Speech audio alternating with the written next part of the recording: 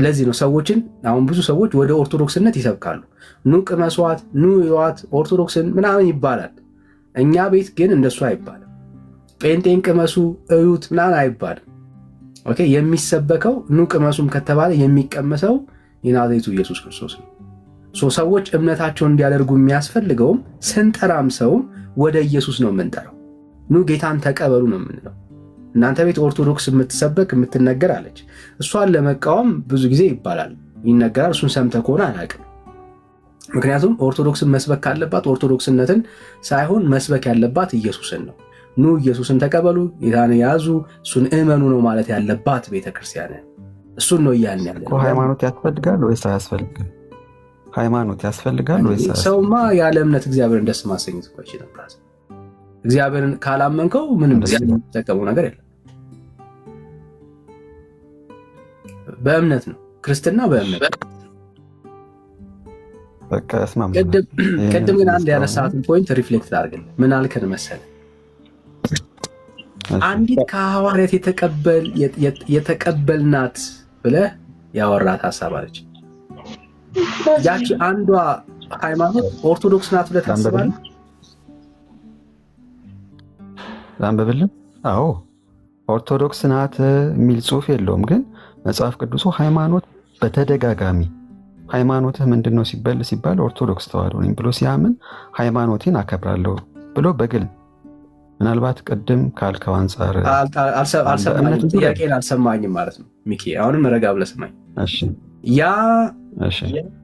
ያ አንዱ ከሐዋርያት የመጣች ቤተ እምነት ነው ብለህ ታምናለህ የኦርቶዶክስን ያልኩ?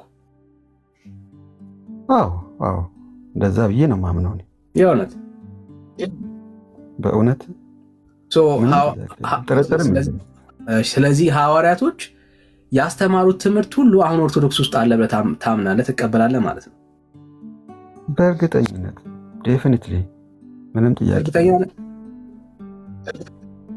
ሙሉ ለሙሉ እርግጠኛ ነኝ። በጣም ጊዜ ሊወስድብን ሰዓት ሊወስድብን ይችላል እንጂ በእያንዳንዱ እንትን አሁን ስለዚህ ስለ ሃይማኖት ብቻ እያወራ ነው እንጂ ሌላ ጊዜም እንደዚህ በሚመቸኝ ሰዓት ገብቼ አባቶችን ጠይቄ የመጽሐፍ ቅዱስን ጥቅስ ይዤ መጥቼ ልናወራበት እንችላለን። ቅድም ላልከው ግን ይቅርታ አድርግልኝና እንደው ከሃይማኖት ላሳይ እሷን ሀሳብ ላሳይ ስለፈለኩ ነው። እና ለምሳሌ እንድትረዳው ያክል ማለት ነው በእግዚአብሔር ቃል ውስጥ በየትኛው ስፍራ ይሆን ለስዕል ስገዱ ብሎ ያስተማረ ሰው አለ? ሐዋርያ እኮ በጣም ጥሩ።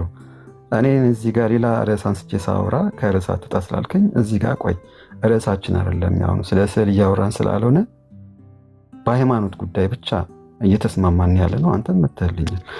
ስዕል ያድናል አያድናም ወደኛ እንትን ውስጥ አትግባ። ጴንጤዎች ተሳስተዋል የሚል ርዕስ ስላነሳ በዚህ ጉዳይ ዳንኤል እንድታየው ያክል መልስ እኮ እንደማይኖር እኮ አውቃለሁ። እንድታየው ያክል ነው። አዎ በእርግጠኝነት ስላልክ ለሌላ ጊዜ ነው፣ ችግር የለም። ይኸው አሁን ሌላ ጊዜ አሁን መልስ ይኖርሃል ብዬ አላስብም። ከአንተ መልስ አንጠብቅም። ኖርማሊ ካለ አንደርስታንዲንግ አንጻር ማለት ነው። ኦኬ ችግር የለውም። ወደ ፍጡር ጸልዩ ያለ ሰው አለ የምታውቀው ከሐዋርያት መካከል?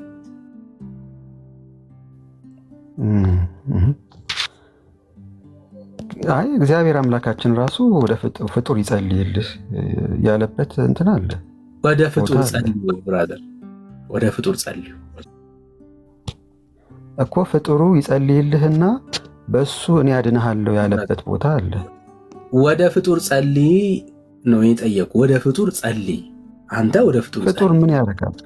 ሲጀመር እኮ ፍጡር በተሰጠው ጸጋና ስልጣን በእግዚአብሔር በተሰጠው ስልጣን ሊያድን ይችላል እንጂ ያለ አለ ወይ? ወደ ፍጡር ጸልዩ ያለ አለ ወይ? ወደ ፍጡር ጸልዩ፣ እሱ ወደ እሱ ሂድና እሱ ይጸልይልህ ከተባለ ያ ሰው ወደ እሱ ሄዶ ጸልይልኝ ማለቱ አይቀርም እንደማለት ነው። ወደ ፍጡር ጸልዩ ያለ ሰው አለ ወይ ያልኩ። ለምን ግራ ትጋባለህ? ማን እኔ ነው ወይስ ሌላው? እዛ መጽሐፍ ቅዱስ ውስጥ ያለውን ነው የምትነግረኝ? ጠይቅ። መጽሐፍ ቅዱስ ላይ ወደ ፍጡር ጸልዩ ያለ ሰው አለ ወይ? ሐዋርያ አለ ወይ? ወደ ፍጡር ጸልዩ ያለ ሐዋርያ አለ? እኔ ይህን በዚህ ጉዳይ ላይ አሁን ርዕሳችን ስላልሆነ መመለስ እችላለሁ፣ ግን ከመለስኩኝ ደግሞ መጽሐፍ ቅዱስ ጥቅስ ስለሚያስፈልግ ይዤ እመጣለሁ። ችግር የለውም። አሁን እያወራን ያለ ነው ሌላ እንትን ውስጥ አትግባ። አንተ እኮ ነህ እኔ ስገባ ትመልሰኛለህ። አልገባውም ብራዘር፣ እኔ አይደለ የቤቱ ባለቤት ብራዘር፣ እኔ እኮ የቤቱ ባለቤት። እና ቅድም ተሳስተ ያንን ቃል ስላወራህ ነው ቤተክርስቲያናችን አልክ። ቤተክርስቲያናችን ከአባቶች ከሐዋርያቶች የመጣች ናት፣ አንዷ ሃይማኖት ናት ስላልክ ነው። እንዳልሆነች ላሳየ ነው። የመጨረሻ ላሳየና ይብቃ። የመቃብር ስፍራ፣ ፀጉር፣ ጥፍር፣ አተላ፣ መጽሐፍ ማንበብ፣ መጽሐፍ ማስነበብ የዘላለም ሕይወት ድነትን ይሰጣሉ ያለ ሐዋርያ አለ? ዳኒ አሁንም በተደጋጋሚ እንትን ውስጥ እየከተትክን ያለው። ስለዚህ እያወራን አይደለም ያለ ነው። ሃይማኖት ከተባለ በሃይማኖት ጉዳይ ላይ ሃይማኖትን መጽሐፍ ቅዱሳዊ መረጃ አድርገን ሃይማኖት ሰበትን እያነሳን ማለት እምነት ነው አለን። ስለ እምነት ነው እያወራን ያለው ብራዘር። አይዞህ የለም እሱን እኮ እያነሳን መልስ ይኖራል ብያለሁ። እንድታየው ያክል ነው። ጨረስኩኝ። ሁለተኛ ተሳስተ ቤተ ክርስቲያኔ የመጣችው ከሐዋርያቶች ተቀባብላ በሐዋርያቶች ትምህርት ላይ የጸናች ነው እንዳትል ያክል ነው። ለማሳየት ያክል ነው። ይሄ አይደለም ነው እላለሁ። አሁንም እላለሁ። እሺ እሱን ለፈው ችግር የለውም። ሌላው ወደ ሁለተኛው ጥያቄ ገባና ወደ ሁለተኛው ጥያቄ እሺ፣ ከመፍረድና ከማማለድ የትኛው ይበልጣል ለአንተ? ከመፍረድና ከማማለድ የትኛው ይበልጣል? ሁለቱም የስልጣን ማሳያ አይደል? ፐርፐዝ ናቸው። እንደው በሰውኛ ራሱ ፍርድ ቤት ላይ ያለ ሰው እንኳን ቢሆን የሚፈርድ ነው ወይስ የሚያስታርቅ ሰው ነው? ስለ ፍርድ ቤት ነው እየጠየቀኝ ያለው አይደለም። አይ አሁን ስለ እግዚአብሔር ሐሳብ የምታወራ ፈልግም ስላል አንዱ ብትመልስልኝ ደስ ይለኝ ነበር። እሺ ካልመለስኩም ችግር የለውም። አንዱን ብትመልስልኝ ደስ ይለኝ ነበር። አንድ ምረጥ አይባልማ። አሁን ስለ እግዚአብሔር ሐሳብ የምታወራ ከሆነ አንድ አይመረጥ። በእግዚአብሔር ሐሳብ ውስጥ ኦኬ ማማለድም መፍረድም ኢትስ ኤ ፐርፐዝ ነው። ምን ማለት ነው? በቃ ጀስት ፐርፐዝ ነው። ከዛ ውጭ ከፐርፐዝ ያለፈ የስልጣን ማሳያ ጉዳይ ሆኖ የተቀመጠበት ሐሳብ ስለሌለ ይሁን። ሌላ ጥያቄ አለ?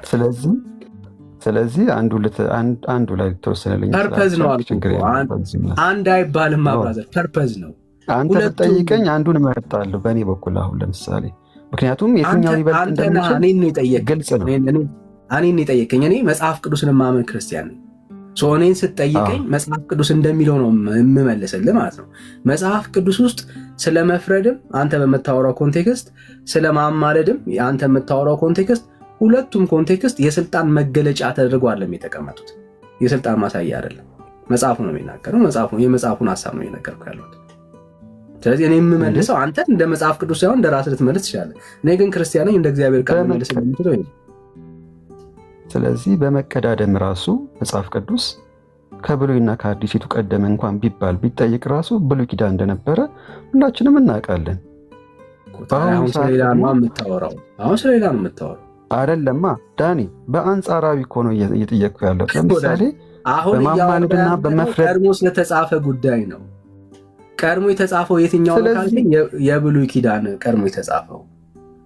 ኦኬ፣ ስለሱ የምታወራ ማለት ነው።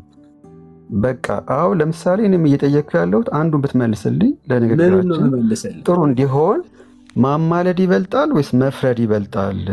መፍረድ የማን ስራ ከተባለ ጌታችን ስራ ነው ከተባለ የትኛው ነው የሚለውን አንተ ታውቀዋለህ። ግን ለምንድን ነው የማትመልስልኝ? ለምን አልመለስክልኝም? የመጨረሻውን ጥያቄ መለስኩልህ እኮ። የመለስኩልህ እንደ እግዚአብሔር ቃል ነው። መፍረድም አንዱን ምረጥልኝ እኮ ነው የምልህ። ልመርጥልህ አልችልም። እኔ አንተን አይደለሁም። እኔ ክርስቲያን ነኝ ብራዘር። በቃ ክርስቲያን ነኝ። እንደ እግዚአብሔር ቃል ነው የማስበው። ወንድ ማለት ክርስቲያን እንደ እግዚአብሔር ቃል ነው የሚያስበው። የኔ መልስ እንደ እግዚአብሔር ቃል የሆነውን ሀሳብ ነው የማሳየው። እሺ፣ አይ በዚህ አጋጣሚ እንግዲህ ያው ምናልባት ሌላ ጥያቄ ላይ አሁን ተወሱና ወደ ሌላ ጥያቄ ገባ ብራዘር፣ ወደ ሌላ ጥያቄ ገባ። ጴንጤ ተሳስቷል ብለህ የምታሳየን ስላልቋጨን በዚህ የተነሳ ጌታችን የተናገረው ነው። እናንተ ሐዋርያት በ12ቱ እሱ የአንተ ሀሳብ ነው ብራዘር። እኔን የጠየቀኝ እኔን ጠይቀኝ፣ አንተ አታወራ ብራዘር። ወደ ቁም ነገሩ ገባ። እሺ ያልተመለሰልኝም። እሺ ሶስተኛው የመጽሐፍ ቅዱስን አመጣጥን በተመለከተ መጽሐፍ ቅዱስ ለምሳሌ እጃችሁ ላይ ያለው መጽሐፍ ቅዱስ የመጣበትን እንዴት እንደመጣ ለምሳሌ እኔ በኦርቶዶክስ ተዋሕዶ እምነት ውስጥ የቤተክርስቲያን ታሪክ ይህን ያህል ዘመን ቆየች፣ ይህን ያህል ጊዜ ቆየች የሚለው እንትን ምቀበልበት አለ።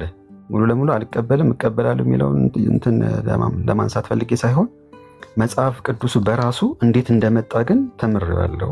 አባቶች ነግረውኛል ብዬ አስባለሁ።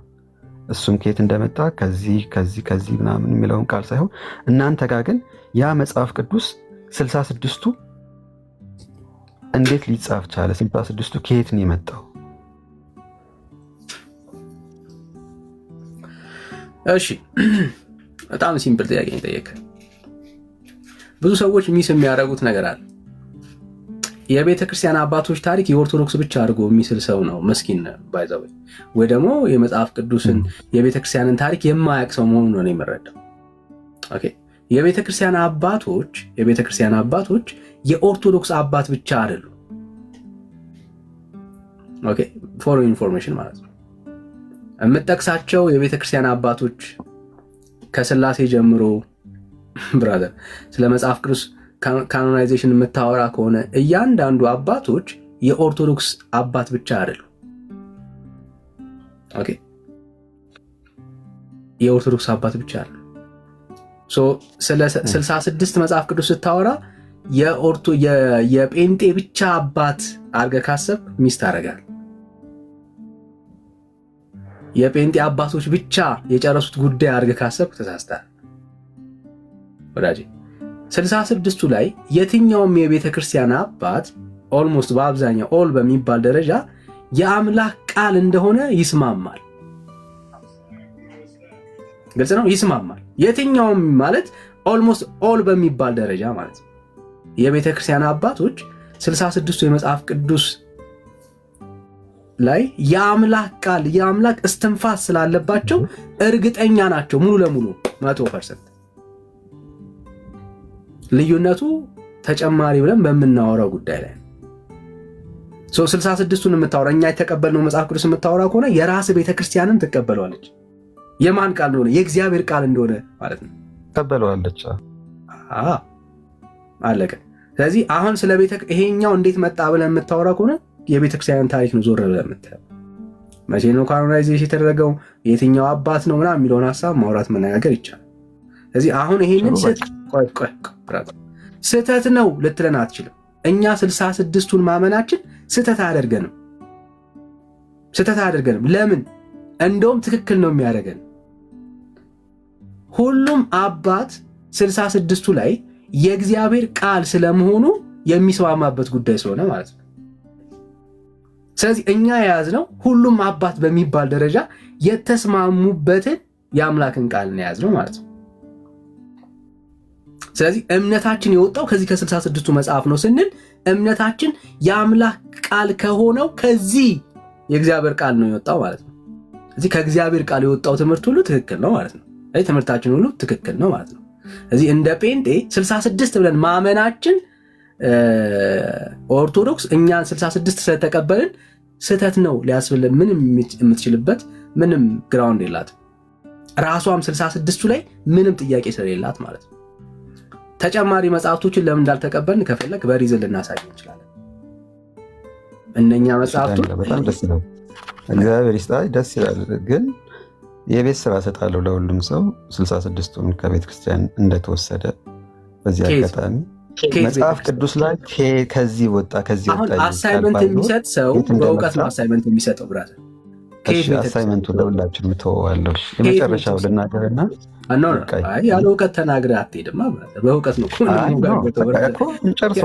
ከየት ነው የተወሰደው? ተናገርም መናገር ይችላል፣ ችግር የለም እኮ ተናገር። ከየት ነው የተወሰደው መጽሐፍ ቅዱስ? ከየት እኮ አንተን እኮ ነው የጠየኩህ። ከየት ነው እኔ መጨረሻ ላይ እናገራለሁ ብለህ እኮ አሁን ያወራው ንግግር ነው የጠየኩህ። ከየት ነው የተወሰደው?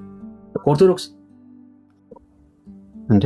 ኦርቶዶክስ ተዋሕዶ ከየት እንደመጣ እያንዳንዱ እኮ መጀመሪያ በዕብራይስጥ የተጻፈ ነበረ። ከዛ በኋላ በግዕዝ፣ ከግዕዝ ወደ አማርኛ የተተረጎመው ይህንን ነገር ሰርች አድርጋችሁ አንዴ ደግሞ ከዛ በኋላ መጽሐፍ ኪዳን በምንድን ነው የተጻፈው? አስቀድሞ የነበረው ቆይ ያኔ አዲስ ኪዳን በምንድን ነው የተጻፈው ወዳጅ? አዲስ ኪዳን የተጻፈው በአሁኑ ሰዓት ነው ብትለኝ ወይስ ከዚህ ቀደም የነበረው ነው? መጀመሪያ ሲጻፍ አዲስ ኪዳን በምንድን የተጻፈው? አዲስ ኪዳን ጌታችን ሲያስተምር በነበረበት በአረማይክ እና በዕብራይስጥ ቋንቋ አይደለም። እሺ አለማወቅ ነው። አይ ጥሩ ነው። እኔ ካላወኩኝና እንትን ካለ እኔ አሁን ቅድም እኛን አንዴ አየህ ልትኮንን የፈለግከው ልትኮንን የፈለግከው አሁን ትልቁ ነገር አእምሮ ውስጥ ማጥራት ያለብህ ቤተክርስቲያን አገልጋዮች ስለ ጴንጤ ያወሩልህን ነገር ሁሉ አምና አትቀበል። መጀመሪያ መጠየቅ መቻል አለብህ፣ ማየት መቻል አለብህ። ኦኬ፣ መጀመሪያ ማየት መቻል አለብህ። ኦርቶዶክስ ቤተክርስቲያን አልሰጠችም መጽሐፍ ቅዱስን። እንደ ጀነራል መረዳትና ማየት ያለብህ መጽሐፍ ቅዱስን የሰጠው እግዚአብሔር ነው። ኦኬ፣ ሰጪው ማን ነው? እግዚአብሔር ነው። እግዚአብሔር እንዴት ሰጠ ካልክ እግዚአብሔር የተጠቀመው ፕራይመርሊ አይሁድን ነው። በአብዛኛው ቆይ አንዴ በአብዛኛው የመጽሐፍ ቅዱስ ጸሐፊያን በአብዛኛው አይሁድ ነክ ናቸው። ኦኬ፣ የተጻፈ ነበረ ማለት ነው። ከአዲስ ኪዳን በፊት የተጻፉ መጽሐፍቶች ነበሩ። 1500 ምናምን ዓመት ያክል የተጻፉ መጽሐፍቶች አሉ። ብራዘር የእግዚአብሔር ቃል ናቸው እነሱ። ጌታችን ኢየሱስ ክርስቶስ ከመጣ በኋላ ከሞተ ካረገ በኋላ ባለው የመጀመሪያው ሴንቸሪ ውስጥ የተጻፉ መጽሐፍቶች አሉ። በአብዛኛው የተጻፉት ስቲል አሁንም ምኖች ናቸው? አይሁዶች ናቸው። በጌታ ይሁኑ እንጂ። ስለዚህ ኦርቶዶክስን የምታነሳበት ምንም ምዕራፍ የለም። ምንም ምዕራፍ የለም ብራዘር፣ ምንም ምዕራፍ ማለት ነው። ኦርቶዶክስን የምታነሳበት ምንም ምዕራፍ የለም። በዚህ የመጽሐፍ ቅዱስ ጀርኒ ውስጥ በዚህ የመጽሐፍ ቅዱስ ጽሑፍ ጀርኒ ውስጥ ብቻውን የሚጠራው እግዚአብሔር ብቻ ነው። ኢሳይያስን ለምሳሌ ብትወስድ ከ700 ምናምን ዓመት በፊት የተጻፈ ነው ከክርስቶስ ኢየሱስ። አዮ ያ ሁሉ ዘመናቶች አልፈው በዚህ ውስጥ እንዲጸናና ለትውልድ እንዲተላለፍ ያደረገው እግዚአብሔር ብቻውን ነው እንጂ ጸሐፊውም የለም ብራዘር። በጣም ብዙ ትውልድ ተቀባብሎት ነው የደረሰው። በዚህ በዘመናት ቅብብል ውስጥ ለትውልድ ዛሬ ላለን ሰዎች እንዲደርስ ያደረገው ራሱ እግዚአብሔር ነው። ምክንያቱም እሱ መለኮት ስለሆነ ማለት ነው። በራሱ ጥበቃ ጠብቆት ነው እንጂ ማንም ጠብቆ እኛ ጋር ያደረሰ ሰው የለም። ከሰው መካከል እገሌ የምትለው የለም። እግዚአብሔር ሰዎችን ተጠቅሟል፣ ምንም ጥያቄ የለውም። ግን እሱ ሉዓላዊ አምላክ ነው። በመጽሐፍ ቅዱስ ውስጥ ጥበቃ ውስጥ የምታየው ጎልቶ የሰዎችን የሳምበዲን ኮንትሪቢዩሽን ሳይሆን የራሱን የአምላክ ጣልቃ ገብነትን ነው የምታየው። በዘመናት መካከል በሐሳብ ደረጃ ሳይጋጭ በዘመናት መካከል ኢቭን በጸሐፊያኖች መካከል ከ40 በላይ የሆኑ ጸሐፊዎች ተሳትፈውበት የኑሮ ስታተሳቸው እንኳን አይመሳሰልም። አንዳንዱ እረኛ፣ አንዳንዱ የተማረ፣ አንዳንዱ ነገስታት። በዚህ ሁሉ የህይወት ምዕራፍ ውስጥ ግን ያስተላለፉት አንድ ሐሳብ የያዘ በዘፍጥረት ላይ የምታገኘው እሱ ሐሳብ እያንዳንዱ ሐሳብ ተያይዞ በዘመን የማይገናኙ በአስተዳደግ የማይገናኙ በዘር የማይገናኙ ትውልዶች ግን የጻፉት አንድ የመለኮት ሐሳብ በውስጡ የያዘ ማለት ነው። ከእግዚአብሔር በስተቀር ማንም ሊያደርገው አይችልም። ራሱ አንድ መለኮታዊ ኃይል ካልሆነ በስተቀር እንደዚህ የጠበቀው አንድ ጸሐፊ እንኳን ተከታታይ መጽሐፍ ቢጽፍ በዚህ ደረጃ ላይ እርስ በራሱ የሚያያዝ ሐሳብ ያለበት ጽሑፍ ለመጻፍ ይከብደዋል። ስለዚህ ይሄንን በዚህ አጀንዳ ውስጥ ያለው የምጠቆመለት እገሌ የሚባል አይደለም፣ ራሱ እግዚአብሔር ነው፣ ሉዓላዊ አምላክ ማለት ነው በዚህ ነገር ውስጥ ያለፈው። ከዛ ውጭ ኦርቶዶክስ ምናምን ብለህ ልጠራው አትችልም። ኦርቶዶክስ በሆኑ መጽሐፍቶች ትርጓሜ ላይ ቫልዩ ነበራት ወይ ምናምን እሱ ልናወራው ልነጋገር እንችላለን። ግን ለጴንጤዎች ኦርቶዶክስ ሰጠች ካልክ ኢትስ ሼም ብራዘር፣ ኦርቶዶክስ አልሰጠችም ለጴንጤ። እሱን ማየት እንዳለብህ ለማሳየት ያክል ነው። ጥሩ ነው። አይ ጥሩ ነው። ከኦርቶዶክስ ከዛ ከማለት ይልቅ ችግር የለውም። በቃ አሳይመንት ሰጥቻለሁ። ሌላ ጊዜ መጽሐፍ ቅዱስ ከማን የመጣ ብለው ራሱ እዛ ፊት ለፊት ላይ ለወንትን አድርገህ ርዕስ አድርገህ ስለሱ መነጋገር ይቻላል። ችግር የለውም። ግን አሁንም እየተወሰደ ነው ያለው። ጽናጽሉና ከበሮ መቋሚያው ምናምን እየተወሰደ ነው። ችግር የለው። እሱን ብታወራ እሱ ማውራት ይችላል። አሁን እየተወሰደ ስለሆነ መምጣታቸው አይቀርም። ሪያሊቲውም ስለሚያሳይ እሱ ልክ ይመጣል። አሁን ከበሮ ጽናጽል ምናምን እሱ አሁን እሱ ማውራት ይችላል። እየተወሰደ ነው። እንደውም እኔ ወንድምነት ለምን ስላችሁ አላውቅም። ጽናጽል ከበሮ ምናምን እሱ ላይ ሀሳብ ካለ ወደዚህ እየመጣችሁ ስለሆነ ችግር የለውም። ይሄ እኮ መንገዱን የሚያሳይ ነው። ሌላው ትንሽ ነገር ልበል፣ የመጨረሻ ነው። የመጨረሻው ሞጣም አሁን ለወርድ ነው። ትልቁ የጴንጤዎች ስህተት ተሳስተዋል ብዬ ከማስበው አንዱ የጌታን አገልጋዮች ወይ ደግሞ ጸጋ ያላቸው እኛ ምናምነው ቅዱሳንና ጻድቃንን ያለመቀበል ችግር ነው። በጣም ትልቁ በጣም እንደ ተራራ የሚያክል ግዙፍ የሆነ ስህተት ብዬ የማስበው ማለት ነው። ለምሳሌ አስረዳለሁ። ያልተቀበልነው ቅዱስ ለምሳሌ እሱን አገልጋዮች በሱ ስም የሚጠሩትን ለምሳሌ እናንተን የሚቀበል እኔን ይቀበላል ብሎ ጌታ የጠቀሰውን ቃል ወንጌል መሳታችሁ ነው እኮ። ያልተቀበልነውን ማንን አንድ ንገረና ምሳሌ እንዲገባል። ማርያም ለምሳሌ በጻድቃን ስም ወይ ደግሞ በእሱ አገልጋዮች ስም የሚዘከረው ዝክር ያለመቀበል ችግር ነው። በቃ ጌታ ብቻ ይበቃናል። ዝክሩን ነው ምግቡን በአንድ ሰው ስም መጠጣት ያለ መብሰል ችግር ነው። የመጀመሪያው ይሄ ነው። በቃ ሌላው ከዛ በፊት ግን የምልህ ነገር መሰለ። ለምሳሌ ብራዘር አንድ ቦታ ላይ ቁማና ስታወራ ሚኪ ረገጥ አድርገህ እኛ ያልተቀበላችሁት ቅዱሳን አልከን አይደል? ያልተቀበልነው ቅዱስ ማን አለ? እገሌ ያልተቀበልካችሁ ይህንን ቅዱስ አልተቀበላችሁም በለና ረገጥ አድርገህ ንገረን። ይህንን ቅዱስ በለ ያልተቀበልነው አንድ ቅዱስ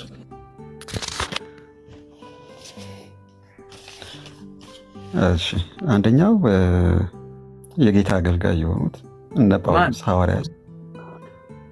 ለምሳሌ በጳውሎስ አሁን ለምሳሌ እንትን አትሉም። ለምሳሌ ጳውሎስን ስም ጠርታችሁ በሱ ስም ውሃ ማጠጣት፣ በሱ ስም መዘክር የላችሁበትም ሙሉ ለሙሉ። ይህን ነገር ስታደርጉ አትታዩ። የመጀመሪያው ነገር። ሁለተኛ ደግሞ እሱን እንኳን መታሰቢያ ባታደርጉለትም ቅዱሳን አባቶች ብለን እኛ የምናምናቸው አሉ። አንዳንድ ጊዜ መጽሐፍ ቅዱስ እዛ ላይ ቆመ እንጂ ከዛ በኋላ የተፈጠሩ በእግዚአብሔርና በጌታ አምነው ልክ እንደናንተ አስቡትና አገልጋዮች ሆነው የተፈጠሩ የተጋደሉ፣ ግን አንድ ሰው የህይወት ታሪኩ ዝም ብሎ ኖርማል መጽሐፍ ላይ ቢጻፍ ያንን መጽሐፍ አግኝተው የጌታ አገልጋይ ስለሆኑ ብቻ የመቀበል ግዴታ አለብን። በእምነት ትክክለኛነቱን አረጋግጠን ወንጌል ቆመ፣ በዚህ መጽሐፍ ቅዱስ የጨመረ የሚቀነስ የሚላል እንጂ ከዛ በኋላ ደግሞ ሰው እየኖረ ነበረ። በዛ መካከል ግን ጌታን የሚቀበል ጌታን የሚያምን ሃይማኖትን የሚቀበል አገልጋዮችን የሚቀበልና በአንድነቱ በሶስትነቱ አምኖ ገድል የፈጸመና እጅግ የሚገርም ተአምራትን ሲያደርግ የነበሩ ቅዱሳን አሉ። ምክንያቱም መጽሐፍ ቅዱስ በዛ 4 ነጥብ ከዘጋ በኋላ አይኖሩም አይባልም። በቃ ከዛ በኋላ እኛ ልክ እንደኛ ነው በቃ የነበረው፣ እኛ ባለንበት የቀጠለው፣ አሁንም እኛ ሆነን ያለ ነው ማለት አይቻልም። ምክንያቱም ከኔ በላይ ያደርጋል፣ በእኔ የሚያምን እኔ የማደርገውን ያደርጋል፣ ከኔም በላይ ያደርጋል ስለሚል የተፈጠሩ ቅዱሳን ሰማዕታት አሉ። አሁን ከእናንተ ጋር መናገር የማይቻለው ምንድነው? በ4 ነጥብ በተዘጋው በዛ ወንጌል ውስጥ ነው እንጂ ከዛ ውጭ ደግሞ የመጡ ቅዱሳንን እንደማትቀበሉ እናውቃለን። ግን ከዛ በኋላስ የነበረውስ ታሪክ የተፈጠሩስ ቅዱሳንስ መጽሐፍ ቅዱስ ላይ ግዴታ መጻፍ አለባቸው? ጥሩ ጥያቄ ነው። እሺ ምናልባት ትልቁ ፖይንት እኛ ቅዱሳንን እንቀበላለን። እንደውም እንደ ጴንጤ ቅዱሳንን የሚቀበል ቆይ ስታወራ ስለሰማሁ በደምብ ከልብ ስማኝ። ችግሩ ምንድን ነው? እኛ ቤት ቅዱሳን ብለን ስናወራ ለምሳሌ ወንድምነት ቅዱስ ነው፣ ብሩኬ ቅዱስ ነው፣ ቤካዬ ቅዱስ ነው፣ ዘማሪ አሸናፊ ቅዱስ ነው። እንደ ጴንጤ እንደውም ቅዱስን የሚቀበል የለም። ኦኬ ለእኛ ለቅዱሳን ተብሎ ለመጠራት አንድ ሰው መልአክ ክንፍ አበቀለ፣ በባዶ እግሩ ቆሞ ጸለየ፣ ውሃ ውስጥ በጭንቅላቱ ተዘቅዝቆ ለረጅም ዘመን ጸለየ መባል አይኖርበትም። አንድ አማኝ በክርስቶስ ኢየሱስ ካመነ ኢየሱስ ክርስቶስን የህይወቱ ጌታና ዳኛ አድርጎ ከተቀበለ ከዛን ቀን ጀምሮ ያ ሰው ጻድቅ ነው። ቅዱስ፣ ጻድቅ ተብሎ ነው የሚጠራው። ስለዚህ እኛ ቤት ውስጥ ያለው የጻድቅ ትርጓሜ ይሄ ነው። አሁን እኛ ኦርቶዶክስ ውስጥ እንዳለ አይደለም እኛ ቤት ውስጥ ጻድቅ የምንባባለው። ኦኬ፣ ማንም በክርስቶስ ኢየሱስ ካለ ኩነኔ የለበትም። ኦኬ፣ በእግዚአብሔር ፊት የጸደቀ የዳነ ሰው ነው። አየህ፣ ስለዚህ ስፔሻል ተብሎ በዳኒ ስም በኤርሚ ስም ጽዋ ምናምን የሚጠጣበት ታሪክ የለም። ኦኬ፣ ባይሆን ለማን እንደተባለ ላሳየ ከእግዚአብሔር ቃል ይኸው እንደዚህ ይላል። እሺ፣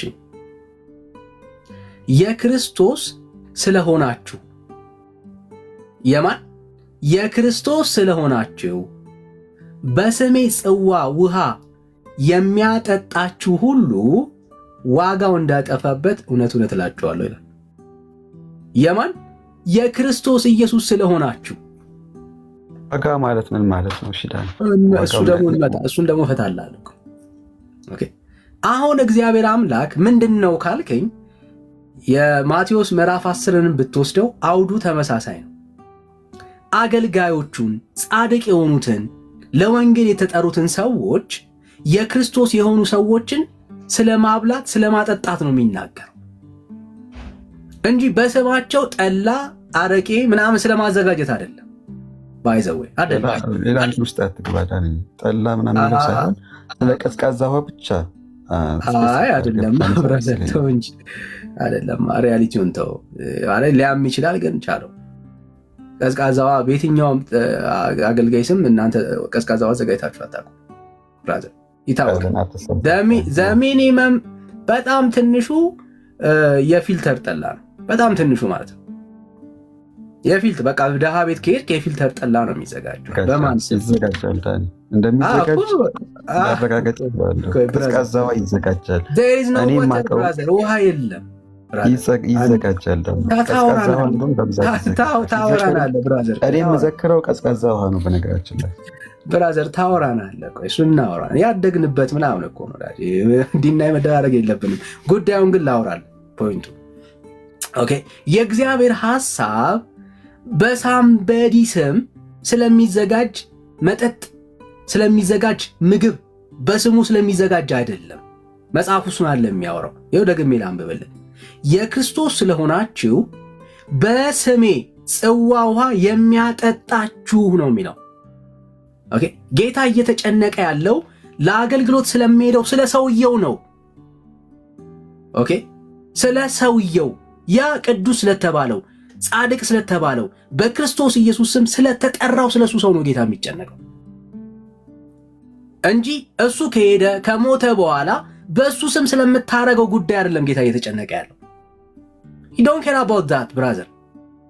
ስሙ በሕይወት መዝገብ ላይ የተጻፈለት ሰው በምድር ታወሰ አልታወሰ ምንም ይፈይደው ነገር የለም። አየህ፣ ይሄ ሰው በምድር ግን ሲያገለግል በሚያገለግልበት በዛ ነገር ውስጥ የጎደለው ነገር ካለ አብረኸው ቁም ነው እያለ ያለው። አብረኸው ቁም። የእግዚአብሔር ቃል ይህንን ነው የሚናገረው። አብረኸው ምን አድርግ? ቁም። ስለማን ብለህ? ስለ ክርስቶስ ኢየሱስ ብለህ። ዋጋ አይጠፋም እያለ ነው ያለው እግዚአብሔር።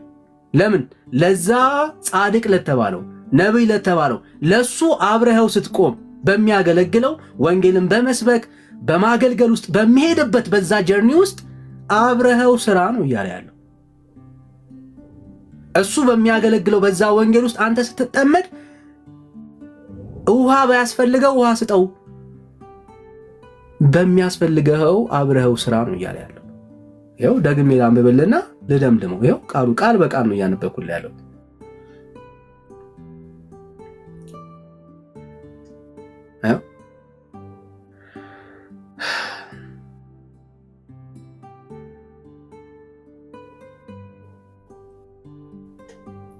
የክርስቶስ ስለሆናችሁ በስሜ ጽዋ ውሃ የሚያጠጣችሁ ሁሉ ነው የሚለው። ማን? ክርስቶስ ኢየሱስ። አገልጋዮቹን በክርስቶስ ኢየሱስ ስለሆኑ ሰዎች፣ ስለጸደቁ፣ ስለዳኑ ሰዎች ውሃ በሚያስፈልጋቸው ሰዓት ውሃን ስለሰጣቸው ሰው ነው የሚሆነው። እንጂ እነሱ ከሞቱ ካረጉ በኋላ በእነሱ ስም ስለሚደረግ ውሃ እግዚአብሔር ተጨንቆ አያውቅም። ብራዘር እንደዚህ አይነት ልምምድ መጽሐፍ ቅዱስ ውስጥም የለም። ጳውሎስ አስተምሮ አያውቅም። ባይዘዌ እኔ ካለፍኩ ከሞትኩ በኋላ በስሜ ውሃ ጠጡና ትድናላችሁ፣ ጸድቃላችሁ፣ የእኔ ስራ ስራያችሁ ሆኖ ይቆጠራል አላለም። ጴጥሮስ አላለም። ብራዘር የእግዚአብሔር ቃል የሚያወራው ስለ አገልጋዩ ስለዛ ጻድቅ የምታደርገውን ነገር እግዚአብሔር ይቆጥራል ወይ? አዎ ይቆጥራል። ዘንድሮም ቢሆን አሁንም ቢሆን በወንጌል እውነት ለተያዙ ሰዎች በማገልገል ህይወት ውስጥ ላሉ ህይወታቸውን በአገልግሎት ላይ ህይወታቸውን ለአገልግሎት ለሰጡ ሰዎች ለምታረገው አብረ ለምትሰራው ለዛ ስራ እግዚአብሔር ላንተ ሪዋርዱን ይሰጣል ነው እያለ ያለው። ዋጋን ቆጥርልሃለሁ ነው እያለ ያለው። ይሄንን ነው የሚናገር። ሌላ የተለየ ነገር የለም። እሺ አንድ ልጨርስና የጻድቅ ስራ የማዳንን ስራ እንደምትሰራ ታምናለህ ወይስ አታምንም? ጻድቅ ማዳን አይችልም። ማዳን የእግዚአብሔር ብቻ፣ መዳን በሌላ በማንም የለም። የያዕቆብ መልእክት 5:14 ላይ አይልም። 5:14 ላይ እንደሱ የሚል ልንገርህ፣ ጴጥሮስ ጻድቅ ነው አይደል? የጻድቅ ሰው ጸሎት በስራዋ እጅግ ኃይልን ታደርጋለች ይላል።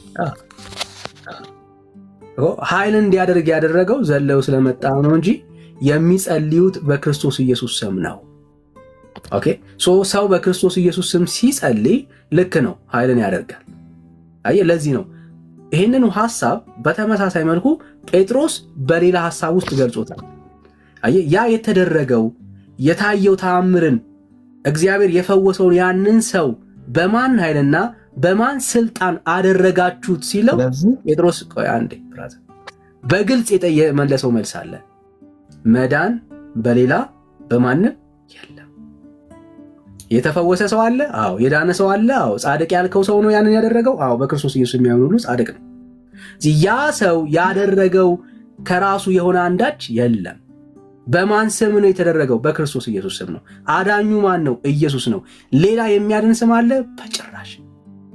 በጭራሽ የሚያድን በሱ እኮ ምንም አይነት ጥያቄም የለም። ምንም የሚያስነሳ ነገር የለም። ስለዚህ ጻድቅ ያድናል ሁሉ ነገር ሁሉ በእርሱ ሆነ የሚለው ቃል ብቻ ያስማማናል እኮ። ያለ እርሱ ምንም ነገር የለም እኮ። እንደዛ ከሆነማ እጅ ለእጅ ተጨባበጥና ፍጥረት ሁሉ ለእሱ ናቸው። ሲጀመር እኮ አሁን በጻድቅ አማላጅነትና በጻድቅ የማዳን ስራ ማመናችን በእኛ ሃይማኖት ትክክል ነው ማለት ነው። ጻድቅ የማዳን ስራ መጽሐፍ ቅዱስ ማስረጃ አስተኝ።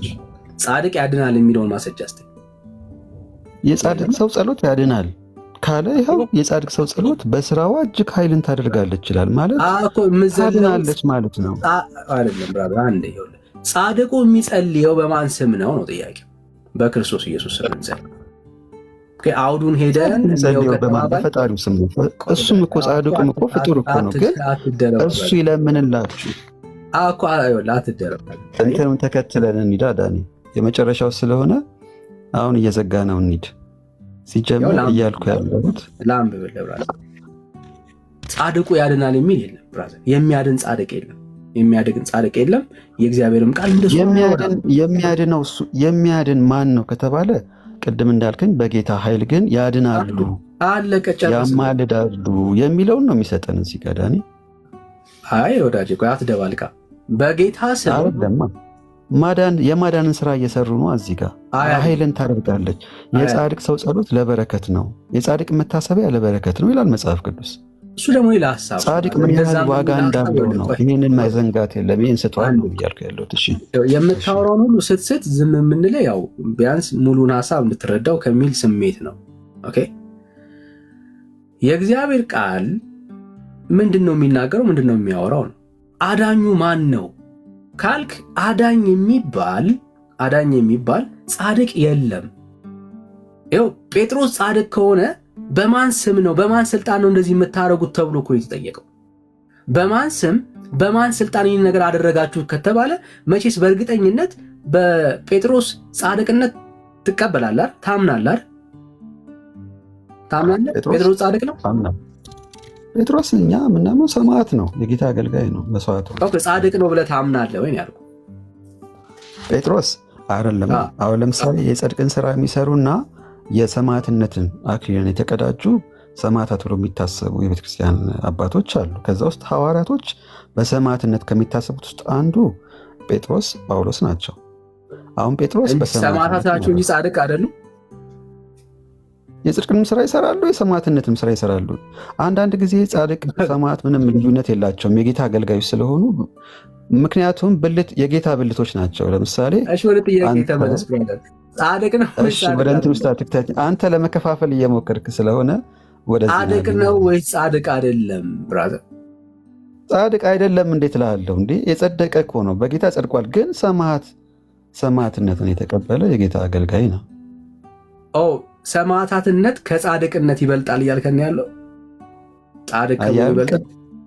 ስለዚህ ቅድም የሁለቱ ምርጫ አቅርበህልኝ እንዳልመለስክልኝ ሁሉ አሁን ደግሞ የዚህን እንትን እየመለስኩልን ያለሁት ሁለቱም ለእርሱ ይገባዋል ከተባለ ይገባዋል።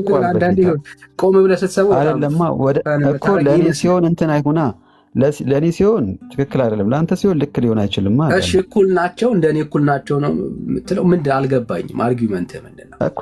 በቃ እሺ፣ ለምሳሌ ጴጥሮስ ጻድቅ ነው፣ ግድ የለም አሁን ፎከስ እናድርገውና ጴጥሮስ ጻድቅ ነው ወንድም አለ። ጴጥሮስ ጻድቅም ሰማዕትም ነው። በቃ እንድታምነው ለማድረግ ሁለቱንም ሊይዝ አይችልም ልትለኝ አትችልም። አይ እኔ እንድረዳ ነው ሐሳብን አቋምን እንድናየው ይገባኛል። እሺ ዳኒ፣ እነርሱንም በመካከል አቁመው በደምብ ስማኝ፣ በምን ኃይል ወይስ በማን ስም እናንተ ይህንን አደረጋችሁ ብለው ጠየቋቸው ይላል። ኦኬ፣ በምን ስም በማን ኃይልን ያደረጋችሁት? የተፈወሰ የተደረገ ተአምር አለ። ይህንን ተአምር ግን በማን ስም በምን ኃይልን ያደረጋችሁት ብለው ጠየቋቸው። ታዲያውን በማን ስም ሊሆን ይችላል በታሰብ? በፍጹም የሚያስኬድ አይደለም እኮ ዳኒ። ስሜት ያቱ ብራስ ቻል አድርገው ሊያም ይችላል፣ ግን ቻል አድርገው በማን ኃይልን ያደረጋችሁት በማን ስም ያደረጋችሁት ብለው ጠየቋቸው። በእኛ ጸሎት፣ በእኛ ኃይል፣ በእኛ አቅም ነው ብሎ አልመለሰም። ምን እንደመለሰ ልንገር።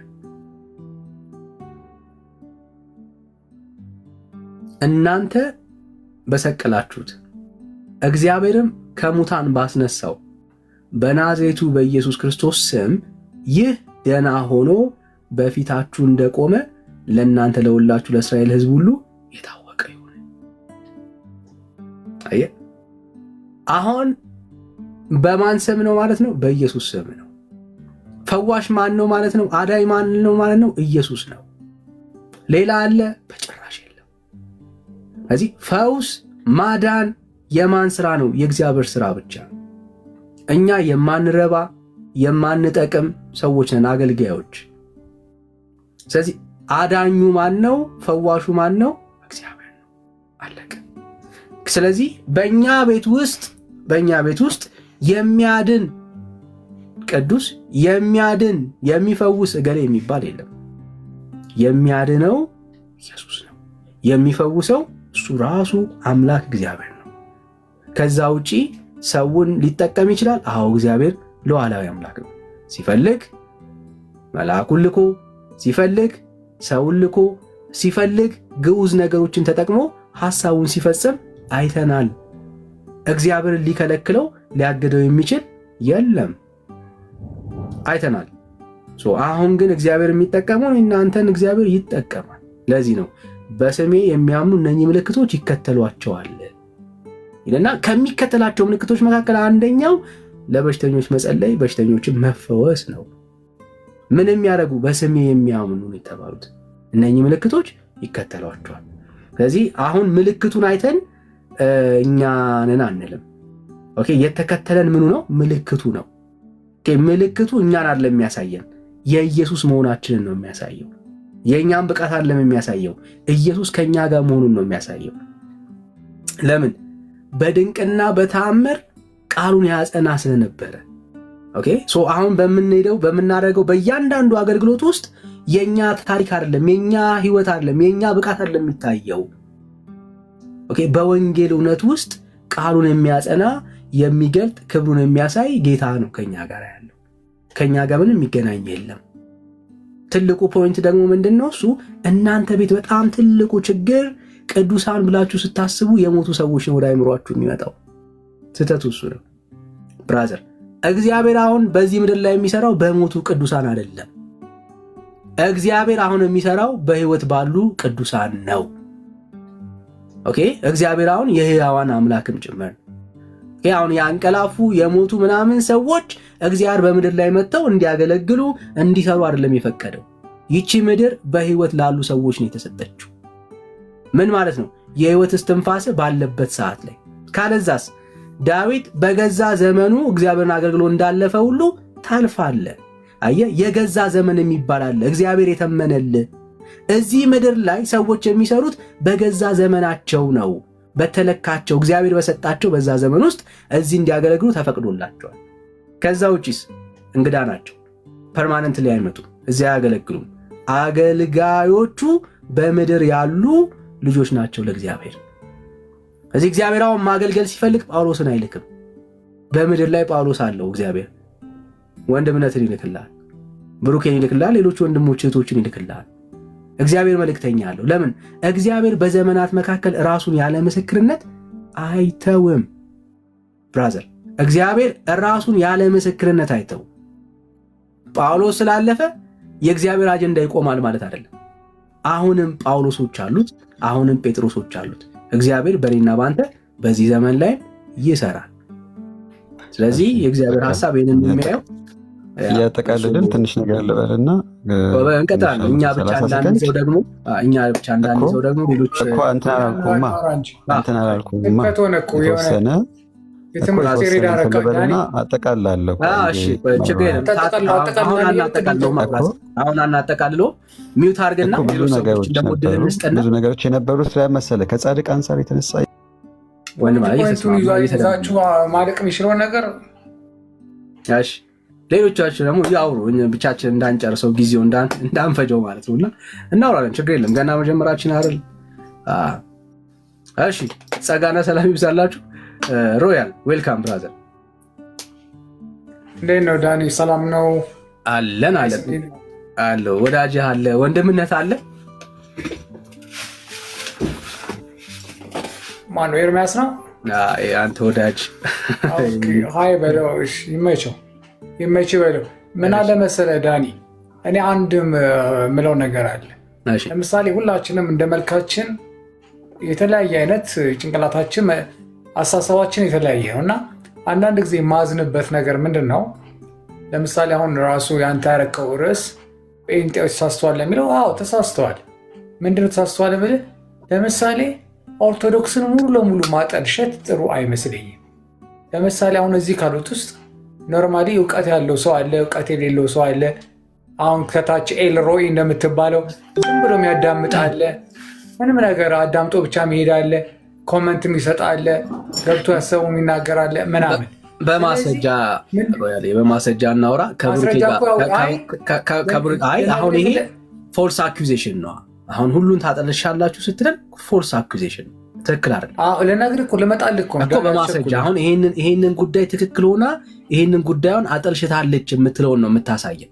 ካለዛ ግን ፎልስ አኪዜሽን ነው። ሮያል እንደሱ ልቀበላል። እነዚህ ሰዎች ዝም ብለው ተቀብለው የሚሄዱ ሰዎች አሉ እኮ። በምን ጉዳይ? በዚህ ጉዳይ ላይ ሮያል፣ በዚህ ጉዳይ ላይ ኦርቶዶክስን አጠልሽታችኋል፣ ትክክል ነበረች በማለት በማስረጃ ታወራለህ። ለምሳሌ እኔ ኦርቶዶክስ እምነት ተከታይ ነኝ። አሁን ደግሞ ሲናገር ስታወራ የነበረው ብራዘር ኦርቶዶክስ ይመስለኛል አይደል? ስለዚህ ምንድነው መሰለህ፣ ለምሳሌ እኛ ማናምንበትን ነገር ታምናላችሁ ብሎ ግግም ማለት። ፎር ኤግዛምፕል ቅድም በጥፍር አዳምጠኝ፣ በጥፍር በምናምን በዮማን ሄር በምናምን መንግስተ ሰማያት እንገባለን ብላችሁ ትላላችሁ ምናምን አለ። እኛ እንደዚህ አይነት አስተሳሰብ የለንም አላችሁ። ማስረጃ ነው የምትለኝ። ማስረጃ ብትል አሁን ለምሳሌ ብታነብልኝ የራሱ እኔ አልቀበለውም። ስለዚህ አንተና ማን እንደጻፈው ማላውቀውን ነገር አንተና በፀጉር በምናምን ብትለኝ እኔ አልቀበልም እኮ። አንተና ኦርቶዶክስ ግን ትቀበላለች። ልንገርህ፣ እኔ ኦርቶዶክስ በክርስቶስ ኢየሱስን እንደምታምን አንድ ደስ የሚለኝ ግን ነገር ምን አለ መሰለኝ፣ አሁን እነዚህ በሃይማኖት ላይ ምናምን የምትሰሩ ሰዎች ማለት ነው፣ በኦርቶዶክሱም በፕሮቴስታንቱ ምናምን ዓለም ያላችሁ ሰዎች አሪፍ ነው፣ ይመቻችሁ። ለምን መሰለኝ ይመቻችሁ ብል ዞሮ ያው እምነት ውስጥ የሚል ኢየሱስ ክርስቶስ መጨረሻው የፕሮቴስታንቱም ኢየሱስ ክርስቶስ ነው የሚለው፣ ኦርቶዶክሱም ኢየሱስ ክርስቶስ ነው የሚለው። ስለዚህ በዛ ነገር እንኳን ራሱ ያጽናናኛል እኔ። ምክንያቱም በቃ ተባልታችሁ መጨረሻው ኢየሱስ ክርስቶስ ነው ወደሚለው ስለሚሄድ በዚህ አስቀያሚ በሆነ ዓለም ላይ ወደ ኢየሱስ ክርስቶስ መንገድ ለመሄድ ከሆነ መንገዳችን ቢለያይም፣ ለምሳሌ በሀገር ቤቱ መንገድ ብናስበው ወደ ፒያሳ ለመሄድ በሜክሲኮ በምናምን በመርካቶ በምናምን ሄዶ መጨረሻው ላይ ፒያሳ የሚደርስ ከሆነ ግን መድረሻው አንድ አይነት ከሆነ ምንም ችግር የለውም ብዬ ነው የማስበው። ግን እነዚህ የሚቀበሉት እነዚህ ኢትዮጵያኖች 600 ምናምን ኢትዮጵያኖች ዝም ብሎ ተቀብሎ መሄድ አለ ዳኒ። ስለዚህ አሁን በጥፍር በምናምን በፀጉር በምናምን ስትል ያ ነገር ለምሳሌ የተጻፈ ነው ብለህ ልታሳየን ትችላለህ። ማንቀበለውስ ለምሳሌ ማንቀበለው ማለት የኛ ኦርቶዶክስ እምነት የጻፈው እንደሆነ የማናምንበት ሰዎችስ አብዳ መጨፍለቅ የላለብን አይመስለኝም። እኛ የምናምነው በኢየሱስ ክርስቶስ ነው በቃ። እኔው ለምሳሌ እንደ አንድ ዝም ብሎ ቀለል ያለ አማኝ ማለት ነው ኖርማሊ ነገሮችን እንደማካብድ አንድ ኦርቶዶክሳዊ እኔ በጥፍር በፀጉር በምናምን ይባል እምነት የለኝም። ስለዚህ እንደዚህ አይነት ነገሮችን እናንተ ስትሉ ከኦርቶዶክሶች እንደዚህ ነው የሚያምኑት ብሎ ግግም ብሎ በቃ ኦርቶዶክስ ለካ እንደዚህ ነች ብሎ ሊል የሚችል ሰው አለ በቃ። ስለዚህ እንደዚህ አይነት ነገሮች ማናምንበትን ነገር ገና ለገና ብዙ ሰዎች እኮ የሚጽፉ አሉ ከኦርቶዶክስ ወጥተው ተሐድሶ ነኝ ምናምን ብለው የሚጽፉ አሉ። ለምሳሌ አንዳንዱ ዝም ብሎ ኖርማሊ በጥፍር ብሩኬ መጣ። እሺ አይ አብሮ እንዲመልስልን ነው። አሁን ይሄ እምነት አንተ የኖረክ መጽሐፍ ቅዱስ ማንበብ ከጀመርክ በኋላ ነው ወይስ ከዛ በፊትም እንደዚህ ነበር የምታምነው? አላውቀውም። ከዛ በፊትም ራሱ ምንም አላውቅም እኮ። ከዛ በፊትማ ምኑን አውቀዋል? ምንም አላውቅም እኮ አልኩ። ኖርማሊ መጽሐፍ ቅዱስ ላይ ያሉ ነገሮችን ኦርቶዶክስ እምነት በፊትም እኔ ሳቃት ጥፍር ፀጉር ብላ ስትል ሰምቼ አላውቅም በቃ። እንደገና ደግሞ ባይብል አሁን ለምሳሌ ባይብል እኔ በቅርብ ጊዜ ወራት ነው ማንበብ የጀመርኩት። ስለዚህ እንደዚህ አይነት ነገሮችን እኛ አንቀበልም። እኛ ማንቀበለውን ነገር ኦርቶዶክስ እንደዚህ ነው መንግስተ ሰማያት የሚገባው በጥፍር ነው በፀጉር ነው ብላ ትላለች ብላችሁ ስትሉ እምነት አንድ ጠንካራ እምነት የሌላችሁ ሰዎች ግን ይዘው ይሄዳሉ። እኔ አባባል ግን ኦርቶዶክስ እንደዛ ብላ አትልም። የእግዚአብሔር መንግስት በጥፍር በፀጉር ይገኛል ብላ አታስተምርም በቃ። ይህንን ብዙ ሰዎችም ተጠይቀው የሚመልሱት ነገር ነው። እንደን አይነቱ ምናምን ሰው ሳይሆን እውቀት ያላቸውን ሰዎች አሁን በጥፍር በፀጉር ነው ወይ ይህን ነገር መንግስተ ሰማያት የሚገባው ምናምን ብለህ ብትለው የማይመስል ነገር ነው የሚል ሌላ ነገር አጻጻፉ ሊጻፍ ይችላል ሊባል ይችላል። እንደዚህ ነገሮች ግን ማን ነው የሚያምነው ነው? እኔ ነኝ የማምነው? የእኔ ልጅ ነች የምታምነው? ጀኔሬሽኑ ወደፊት ነው የሚያምነው? ማን ነው የሚያምነው? ምንድን ነው ኦርቶዶክስ እንደዛ ልትል አትችልም፣ እንደዛ አታስተምርም ስላልክ የትኛዋ ኦርቶዶክስ ማለት የኢትዮጵያ ኦርቶዶክስ ከሆነ እያልክ ያለው እንግዲህ መጽሐፍቶቿ በዛ በኩል የዘላለም ሕይወት እንደሚገኝ ይናገራሉ። ስለ የትኛዋ ኦርቶዶክስ እያወራ ነው ያለው ማለት እንግዲህ ሀሳቤ ልጨርስልና የአንተ እምነት ከሆነ እንቀበላለን። እኔ አልቀበልም፣ ምክንያቱም መጽሐፍ ቅዱሳዊ አይደለም ካልክ እኔ እቀበልሃለሁ። ትክክል ነው ምልክ እኔ ኦርቶዶክስ እንደዛ አትልም ካልክ ግን ስለ የትኛው ኦርቶዶክስ እያወራክ ነው ያለው? የኢትዮጵያ ኦርቶዶክስ ከሆነ ስለ ኢትዮጵያ ኦርቶዶክስ እያወራ ከሆነ ሰው ሲጀምር ድኛለሁ ብሎ እንኳን መናገር አይችልም። በኢትዮጵያ ኦርቶዶክስ መሞት አለበት ስለ መዳኑ እንኳን ለመናገር። ብዙ የመዳን መንገዶች አሉ። አሁን መጽሐፍ አይደለም የመምህሮቿን ስብከት እንኳን ብናሰማክ በሰዎች በኩል በጥፍር ብቻ አይደለም በአፈርም በኩል የዘላለም ሕይወት እንደሚገኝ ያስተምራሉ። የኢትዮጵያ ኦርቶዶክስ በደንብ አድርጋ ታስተምራለች። የምናውቃት ኦርቶዶክስ እቺ ስለሆነች ማለት ነው።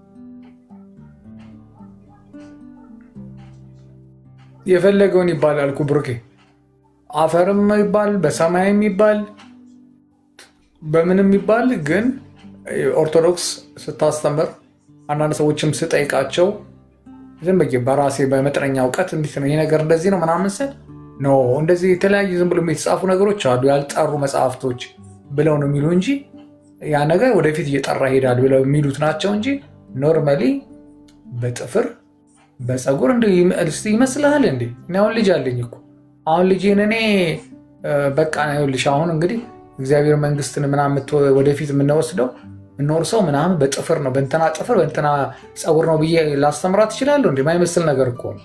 ስለዚህ እንደዚህ አይነት እምነት ያለው ኦርቶዶክስ ያለ አይመስለኝም። አሁን መጽሐፉ ደግሞ ቢጻፍም ያ መጽሐፍ ራሱ ተቀባይነት ያለው አይደለም። እኔ ለምሳሌ ኦርቶዶክስ እንደዛ ትላለች ብለህ ብትለኝ እኔ ውስጤ ካልተቀበለው ምን ላደርግ እችላለሁ? በቃ ማን እንደጻፉስ ምን አውቃለሁ? ስለዚህ በዚህ በኩል እኔ አልቀበለውም። የሚመስለኝ እኔ ኦርቶዶክስን ለማራቅ ነው የሚመስለኝ ነው የምልህ። ገባ? እንደዚያ ነገሮች ይሰሙኛል በጣም በቃ ምክንያቱም እንደዚህ ጥፍር ፀጉር ምንም ሊገባ እኮ የማይችል ነገር ነው። ምናልባት ጥፍሩ ካልተመቸክ ልቀይርልህ። አሁን ለምሳሌ ጥፍሩ ይቅር በቃሽ ዳኒ፣ ያው ብዙ ጊዜ ጥፍሩ ሌላ ምን ትቀይርልኛለህ? አንድ አይነት ነገር እኮ ነው ብትቀይርልኝ እኮ። አሁን ለምሳሌ ደብረ ሊባኖስ ሂዶ አንድ ሰው በተቅማጥ በሽታ ቢሞት የዘላለም ሕይወት ያገኛል። ደብረ ሊባኖስ ሂዶ በተቅማጥ እንደዚህ አይነት ነገሮች የሚጻፉት ነገሮች አሉ እኮ ተቀባይነት እኛ በምናስበው መልኩ ተቀባይነት የሌላቸው ናቸው። እኔ ለምሳሌ በራሴ ነው ሮያሌ እኔ ምንድን ነው የምቀበለው? እኔ አልቀበለውም እያልክ ከሆነ በደንብ እስማማለሁ ብያለሁ። እሱ እንዳትቀበል ግን የኢትዮጵያ ኦርቶዶክስ ግን በመጽሐፍቶቿ ላይ ይሄን አስቀምጣለች። በጣም የሚገርምህ ማለት ነው ቆይ ስማኝ፣ በጣም የሚገርምህ በጣም ብዙ ሰዎች ማለት ነው እየተሯሯጡ እየሄዱ ደብረ ሊባኖስ ገዳም በተቅማጥ በሽታ ይሞቱ ነበር ይላል መጽሐፉ። ለምን እንደው ታውቃለህ? የዘላለም ሕይወት ለማግኘት ማለት ነው። ምናልባት ጥፍሩ ከከበደ ወደዚህ ልቀይርልህ ብዬ ነው። በጣም ብዙ አማርኛዎች እኮ መሰነጣጠቅ እኔ መሰነጣጥቀዋለሁ። ከተቀየረ አልተቀየረ ትርጉም የለውም። እኔ ግን የምናገረው ነገር አሁን ለምሳሌ በኦርቶዶክስ እምነት ውስጥ እያለን እኛ በጥፍር በፀጉር በምናምን ተብሎ ተጽፏል ብለህ ብታስነብበኝም እኔ አልቀበልም። ማንቀበል ሁላችንም አንቀበሉም። ይሄ የሌለ ነገር ነው የምልህ። ተጽፏል ይሄ እንደዚህ ነው ተብዬ የግድ ተቀበል ብለህ አይምሮ ውስጥ ገብታ ጃጅ ልታደርገኝ አትችልም። ግን የሚሰማው ሰው እውነት ይመስለዋል ነው የኔ አባባል እንጂ በአሁኑ ሰዓት ኦርቶዶክስ በዚህ ዘመን አንተ ስታስበው በዚህ ሲቪላይዝ በሆነ ዘመን በጥፍር ምናምን ብትል ማን ነው የሚቀበለው? እኔም ማምነው ኦርቶዶክስ እያወሩ ነው እያልከነ ነው ወይስ እንዴት ነው? እነሱ ያለ ማስረጃ ነው እያወሩ እያልከነ ነው ወይስ እንዴት ነው? ታዲያ ምን ረዳውኝ? ምንድን ነው አንተ ኦርቶዶክስ ነህ?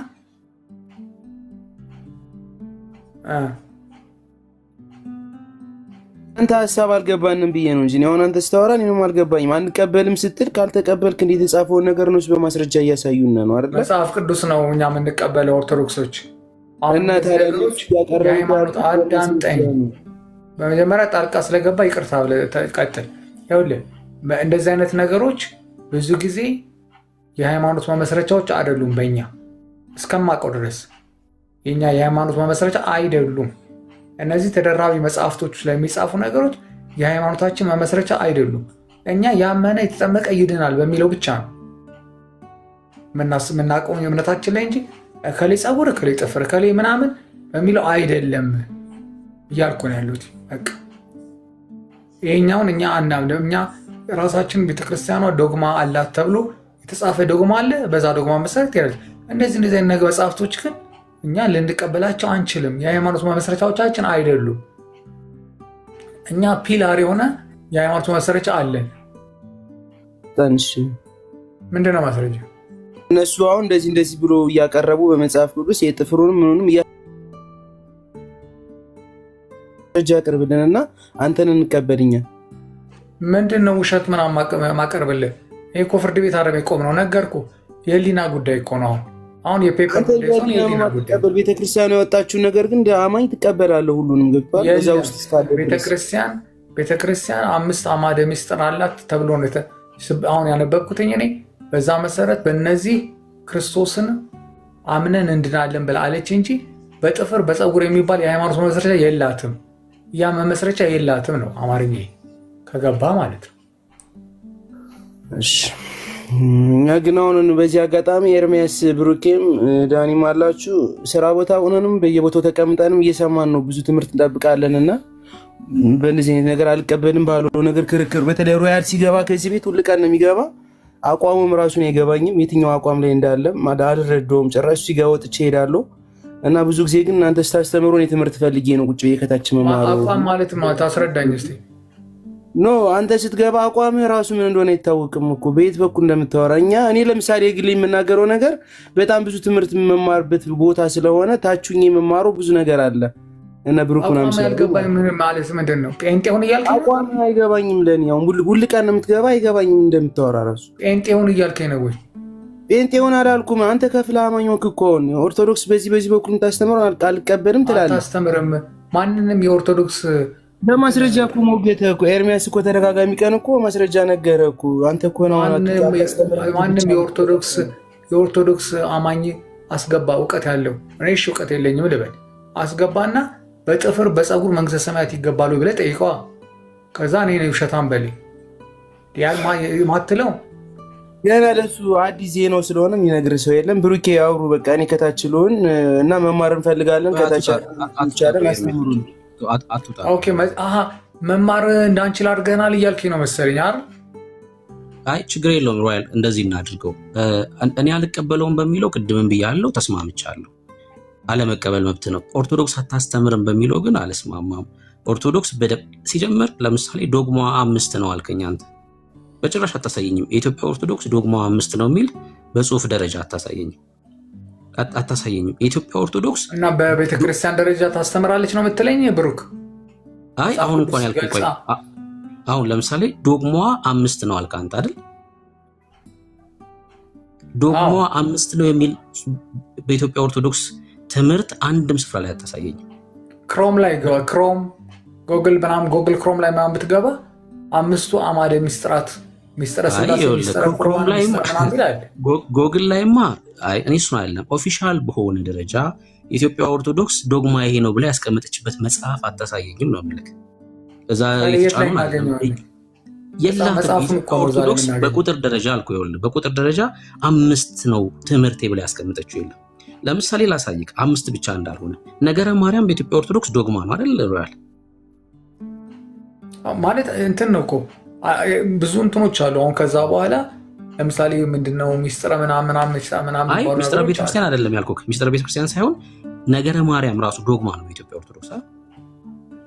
አሁን ለምሳሌ ቅዳሴ ላይ ወይም ላይ የሚጠቀሱ ነገሮች ራሱ ምን እንደሆነ እስኪ ጠይቅልን መጀመሪያ እባክህን። ሰው ምን አልከኝ? ዘማሪ አልሰማሁም። ዶግማ ራሱ ምን እንደሆነ የገባው አልመሰለኝም። ዶግማውን ራሱ እስኪ ይናገረ። ዶግማ ነው የሚባሉት በቤተ ክርስቲያኒቷ አስተምህሮ ዶግማ ምንድን ናቸው የሚለውን እስኪ ሮያል ሊመልስ ብሩክዬ። በቃ እንትና ዶግማ ማለት የሃይማኖት መመሪያ ናቸው፣ ፒላሮች ናቸው። የእምነት ያ ሃይማኖት የሚመራበት ነገር ማለት ነው። በቃ ሌላ ምን አለ? 5 ተብለው በዘልማድ የሚታወቁት ማለት ነው። በዘልማድ ሳይሆን ትክክለኛ በቃ ሚስጥረ ቁርባን፣ ሚስጥረ ሥጋዌ፣ ሚስጥረ ትንሣኤ ምናምን የሚባሉት ማለት ነው። በዘልማድ ያልኩህ ቁጥሩን ነው። አሁን ስለ ቁጥር ሰው በዘልማድ ያልኩህ በቁጥር ደረጃ በኢትዮጵያ ኦርቶዶክስ ዶግማ ይሄ ነው ተብሎ አይታወቅም። ለምሳሌ እየነገርኩህ ያሉት ነገረ ማርያም በኢትዮጵያ ኦርቶዶክስ ዶግማ ነው። አየህ 6ኛ ነገርኩህ ከሆነ አንተ ከምታውቀው። በኢትዮጵያ ኦርቶዶክስ በጽሁፍ ደረጃ ቤተክርስቲያኒቷ በይፋ ድረ ገጿም ይሁን በጽሁፍም 5ቱ ብቻ ናቸው ዶግማ ብላ ያስቀመጠችበት የላትም ማለት ነው። ገና በቁጥር እንኳን ዶግማዎቹ አልተወሰኑም። ግን ከዛ እኛ ይኸውልህ ዶግማ ማለት ትምህርት ማለት ነው። እኔ አውጥቼ ያሳይሃለሁ። ነገረ ማርያም ብቻ ሳይሆን አጽመ ቅዱሳን ሁላ ዶግማ እንደሆነ በኢትዮጵያ ኦርቶዶክስ መጽሐፍ ከሲጭ። በነገራችን ላይ እኔ አንድ ነገር ልንገርህ ብሩክ፣ በጣም የማዝነው በዚህ ነው በእናንተ አጽመ ቅዱሳን የእንትናን አጽመ ነካ የእንትና ምናምን ነገርኩህ እኮ። አሁን አንተ ያንን ነገር ብትለው የሃይማኖት መመሪያ አይደለም እንዴ? ኦርቶዶክስ ስለ ገድል አይደለም የሆነ ያወራው እኮ የኢትዮጵያ ኦርቶዶክስ እምነት አይደለም። ለምሳሌ አጽማኛ እንዴ ሐሳቤን ስማ። እኔ ስለ ገድል አይደለም ያወራው። አጽመ እንትን ብትል በአጽመ ምናምን ይዳናል ትላለች እንደ ኦርቶዶክስ እኮ። አጽመ ምናምን እንትናን አጽመ ምናምን መጽሐፍ ቅዳይ ሊኖር ይችላል፣ ግን ያን ነገር ስለ ገድል አይደለም ያወራው። የኢትዮጵያ ኦርቶዶክስ ይሄ እምነቴ ነው ብላ ባስቀመጠችበት መጽሐፍት ጳጳሶቹ ባዘጋጁበት መጽሐፍት ላይ ለዓለም ሁሉ እምነቴ ይሄ ነው ይታወቅልኝ ብላ ባስቀመጠችው መጽሐፍ ላይ ነው ላሳይክ እያልኩ ያሉት። ከፈለግ ቅዱሳንን ከማክበር አንጻር ተጽፈው ሊሆን ይችላል። እየገመትክ ነው ያለው አንተ እየገመትክ ነው። እኔ ላሳየ እያልኩ አንተ አይቼዋለሁ ከዚህ በፊት አውጥታችሁ ያው ማለት ኖርማሊ። ግን ምን አለ መሰለህ አሁን ለምሳሌ እነዚህ ብሩኬ ወንድምነት ወይ ቤካ ወይ አይ ይሄ ልጅ በቃ እኔ ካሁን ቀደም እንደዚህ ብያለሁ። ትናንትና ምን ቤት አውርቻለሁ በዚህ ጉዳይ ላይ። ይሄ ልጅ አያስፈልግም። በቃ በአጭር አማርኛ ምን መሰለህ ቅድም ኤርሚ ያለው ትክክል ነው፣ በጣም ትክክል ነው። ዌስት ኦፍ ዘ ታይም ነው። በቃ ሰዓት ነው የሚገለው። እንደ አቋም ይዞ አይደለም የሚያወራው፣ ወይ ቤተክርስቲያኗን አይደለም የሚሞግተው። የሚያምነውን እምነት ይሄ ነው ማምነው ብሎ አይደለም እንትን የሚለው። አንድ የሚተርክ አንተ በእናትህ አይደለም የሚለው መጽሐፍ ቅዱስ እያነበብኩ ነው በሚል ነው የሚሸውደው። ገባ? አሁን ልጁ ምንድነው የማዘናጋት ምናምን አይነት ስታፍ ነው የተያዘ። ራይት በቃ አነባለው ምናምን። አንድ ሰው መጽሐፍ ቅዱስ የሚያነብ ከሆነ ቤተክርስቲያኔ እንደዚህ አታምንም ብሎ ማውራት አይችልም። ቤተክርስቲያኗ እምነቴ ይሄ ነው የአምልኮ ስርዓት ይሄ ነው ብላ መጽሐፏ ላይ ያሳትማለች። ይሄን ነገር አውጥቼ ላሳይ ብለህ ስትለው አይ እንደዚህ እኮ አታምንም ይልሃል። ኖ በጭራሽ የልጅ ገብቶ እኔ መወያየት አለበት ብዬ አላምንም። ብሩኬ ካም በኋላ ከዛሬ ጀምሮ ማለት ነው። አላየህም እንዴ? ብዙ ወንድሞች እኮ መጽሐፍ ቅዱስ ማንበብ ጀምሮ ጌታን ተቀብለዋል አይደል? ብዙዎች ወደ ጌታ መጥተዋል። ሰው መጽሐፍ ቅዱስ አነባለሁ መጽሐፍ ቅዱስ እያነበብኩ ነው እያለ ደግሞ ቤተ እምነቴ እንደዚህ አታምንም ደግሞ ምናምን እያለ ቤተ እምነቱ ደግሞ እንደ ገባ እንትን ለማድረግ የሚሄድበት ርቀት which በጣም ስማርት በሆነ ወይ ወንጌል እንዳይሰበክ የተከላከለ ነው። ብሩኬ ለአንተ አላስታውስም ማን ነው ፌዝ የሚባለውን ሰው እየታቀላለም ተመሳሳይ የፌዝን አይነት ቴክኒክ ነው የሚጠቀመው ልጁ። መጽሐፍ ቅዱስ ያነባ አይደለም በቃ አንብብ አትግባ እዚህ ቤት። እኔ እንደዚህ ነው የምለው። ታነባለህ ቁጭ ብለህ አንብብ። ኤርሚ ቤትም ስመጣ ታነባለህ ቁጭ ብለህ ከፈለግ ገስት ላይ መቀመጥ ይቻላል። ከፍተህ ማይክ አታወራ። እኔ ነኝ ማስወረድ ከዛሬ ጀምሮ ኤርሚ ቤት ቢሆን ራሱ ማለት ነው። ኤርሚ ለምን አወረድክ ቢለኝ መልሼ ደግሜ ደጋግሜ ነው ማስወረደው። እና ወንጌል እንዳይሰራ ምን እያደረገ ነው? እንቅፋት እየሆነ ነው ብሩኬ። ከዚህ ልጅ ጋር ካሁን በኋላ ምንም ማውራት አስፈላጊ አይደለም። ከዛሬ ጀምሮ የዚህ ልጅ ኬዝ ክሎዝ ማድረግ ነው ብዬ ነው የማምነው ብሩኬ። ሌላ ኦርቶዶክሳዊ እኔ እምነቴ ነው እንደዚህ ነው የሚል ኦርቶዶክስ ገብቶ ይሞግተን ገባ ይሞግተን። ከስር ያሉ ወንድሞች ኦርቶዶክሳውያን ልክ ያልሆነውን ነገር ያውቃሉ፣ ልክ የሆነውን ነገር ደግሞ ልክ ነው ብሎ ይቀጥላሉ። አሁን ልክ የሆነውን ልክ ያልሆነውን ነገር እንዳያውቁ እየከለከለ ነው ማለት ነውና በጣም ቴክኒካዊ በሆነ መንገድ ወንጌል እንዳይሰራ እንቅፋት ይሆነ ነው። በጣም አልተገነዘብንም እንጂ እኛ እዚህ ኤርሚ ቤት ቢመጣ ቁጭ ብሎ ይማራል አለያም ሊያወራ ብሎ ቢል አስወርደዋለሁ። ኤርሚ ቢያስገባው መልሼ አስወርደዋለሁ። ብሩኬ ቢያስገባው መልሼ አስወርደዋለሁ። በቃ እኛ ወንጌል ለመስራት ነው የመጣ ነውና ብሩኬ በሰዓት እየቀለድ ነው የተጫወተ ነው። ሰው ኦርቶዶክሳዊ ይግባ አይመስልም። ብሩኬ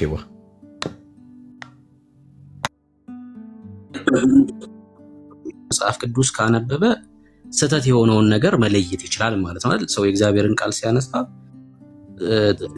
ከእግዚአብሔር ቃል ውጭ ያሉትን ነገሮች እንዲለይ ነው የሚረዳው። አልቀበልም ሲል በቃ ትክክል ነው። ግን መጽሐፍ ቅዱስን አንበበ ግን ኦርቶዶክስ እንደዚህ አታስተምርም ግን ልትላችል። ኦርቶዶክስ እንደዚህ አታስተምርም፣ ኦርቶዶክስን ያለማወቅ ነው የሚሆነው። መጽሐፍ ቅዱስን ስታነብ ደግሞ ትክክል ያልሆነውን ትምህርት ነው የምትቃወመው። ልዩነት አለው። ሰው መጽሐፍ ቅዱስ አንብቦ ኦርቶዶክስ እንደዚህ አታስተምርም ግን ሊል አይችልም። ለምን? የምታስተምረውን በስርዓት እያሳየን ስለሆነ፣ በመጽሐፍ ገልጠን እያሳየን ስለሆነ። አንዳንዴ ሰዎችን ያው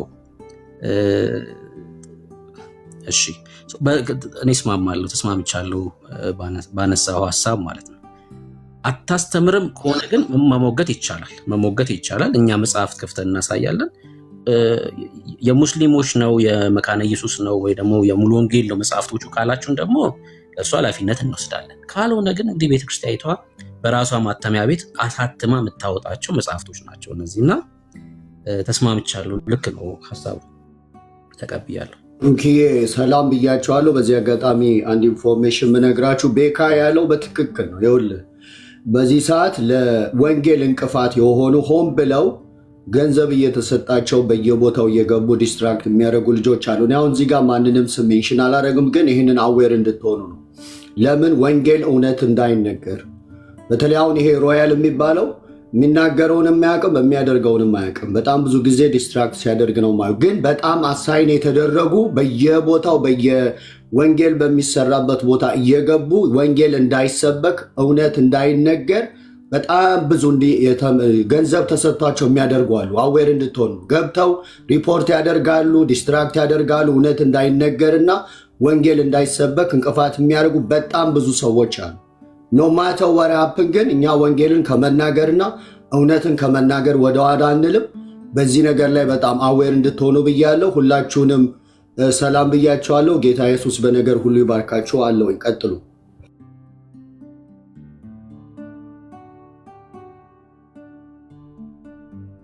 ስለመጣ ደስ ብሎኛል። ስላየውክም ጴንጤ ስላልሆንኩ ነው የሚለው ኮሜንት ሮያል ምንም አሁን አይገናኝም ከዛ ጋር። እኛ ሰው ጴንጤ እንዲሆን ሰብከን አናቅም። ወንጌልን የምንናገረው ሰው ጴንጤ እንዲሆን አይደለም። ግን እውነት ሲገባ ግን አማራጭ የለም ወደ ጴንጤ ከመምጣት ውጭ ምንም በቃ አማራጭ የለም። ምክንያቱም ህብረት የምታደርግበት ሌላ ንጹህ የሆነ ቦታ የለም። የእግዚአብሔር መገኘት ያለበት ስፍራ የለም። በቃ ሳትወድ በግድ ትመጣለህ እንጂ ጴንጤ እንድትሆን አይደለም ወንጌል ምን ነግረህ። እሱ አሁን የጴንጤ የሚለው ህብረት የማድረጊያ ስፍራ ነው አይደል? ጌታን ተሰብስበህ የምታከብርበት ስፍራ ነው። በቃ የጌታን ራት የምትወስድበት ስፍራ ነው እሱ። ጴንጤ በመሆንም አይደለም የሚዳነው፣ በክርስቶስ ኢየሱስ ነው። በክርስቶስ የዳነ ሰው ደግሞ ህብረት ሲያደርግ የት ነው የሚያደርገው? እግዚአብሔር የሚገኝበት ስፍራ ነው። እግዚአብሔር የሚገኘው ደግሞ ልጁ የሚከብርበት ስፍራ ላይ ነው። ከ1 እስከ 30 ልጁ ከፍ የሚልበት ስፍራ ላይ ብቻ ነው። መንፈስ ቅዱስ ማርያምን ሚካኤል ምናምን ሊያከብር አይመጣም። ቀልድ ነው እሱ፣ ቀልድ ነው።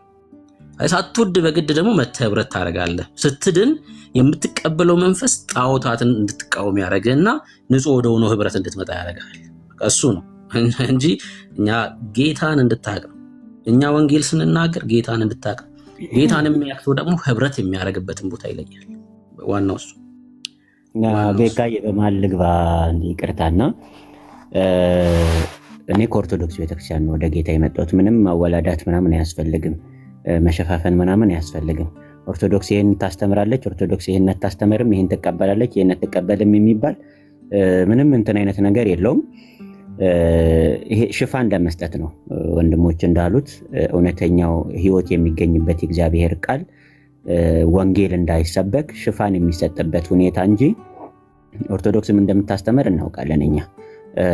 ማን ይናገር የነበረ ማን ያርዳ የቀበረ አይነት ሙድ ከሆነ እኛ አለን። ኦኬ ኢን ፐርሰን በአካል ማለት ነው እኛ አለን። እና እኔ እኮ በጣም ልጅ ሆኜ ነው አገልግሎት የጀመርኩት በኦርቶዶክስ ቤት አገልግሎት በድቁናም አሁን ባለሁበት የአገልግሎት ዘርፍም ኦልሞስት እዛ በጣም ረጅም ዓመት ነው ያገለገልኩትና እኛ እኮ በጊዜው የነበረው ገዳም በመሳለም ህይወት እንደሚገኝ፣ ለምሳሌ እኔ መልከጼዴቅ ገዳም ሄጃለሁ። መልከጼዴቅ የሚባለው ገዳም ትልቁ ገዳም ሬሳ የሚሳለሙበት ገዳም ማለት ነው። ዛፍ የሚዞርበት ገዳም፣ ሬሳ የሚሳለሙበት ገዳም፣ ትኩስ ሬሳ ከመቃብር አውጥተው ወርቀ ዘቦ ልብስ አልብሰው የሚሳለሙበት ገዳም ያለ ነው የነበር ነው ማለት ነው። እና እንደዚህ አይነት ገዳሞች ሄደን ያየነው እኛ ነን።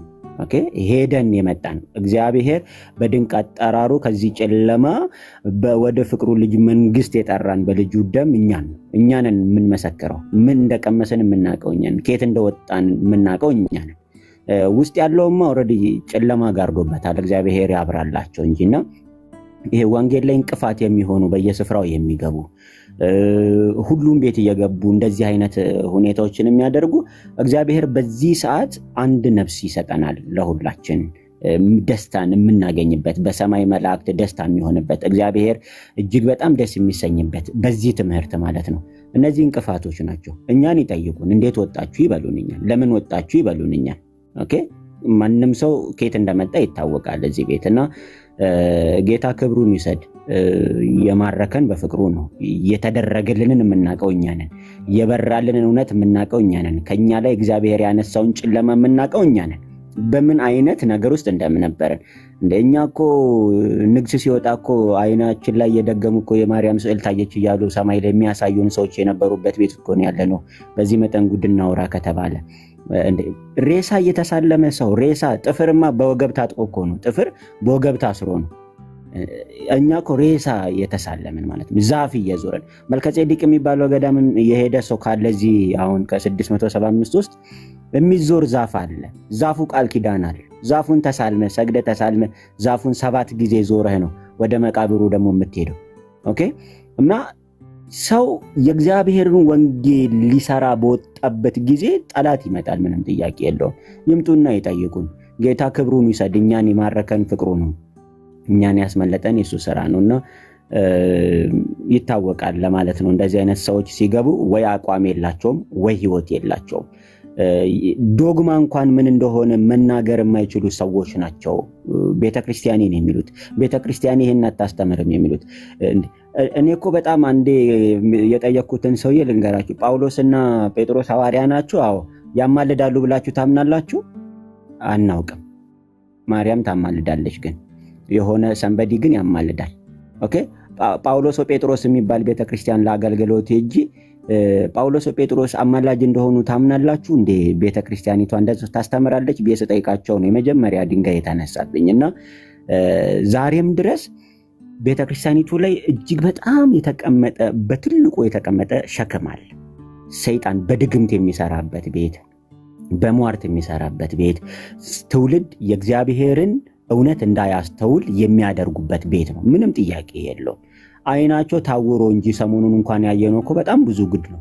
የተቃጠለ ዛፍ አውጥተው እኮ ማርያም ተገልጣለች የሚሉበት በዚህ እንኳን አይናቸው የማይገለጥ ህዝብ ነው ያለው። ወንጌልን ለመስማት ተው ጊዜ የላቸውም። አትሊስት ተረቱን እንኳን ማመዛዘን መጽሐፍ ቅዱስን እያነበብኩ ነው ያለ ሰው ሲጀመር መጽሐፍ ቅዱስን አንብቦ ኦርቶዶክስ ሆኖ ሊቀጥል የሚችል ማንም ሰው የለም። ማወቅ አለባችሁ ይሄንን።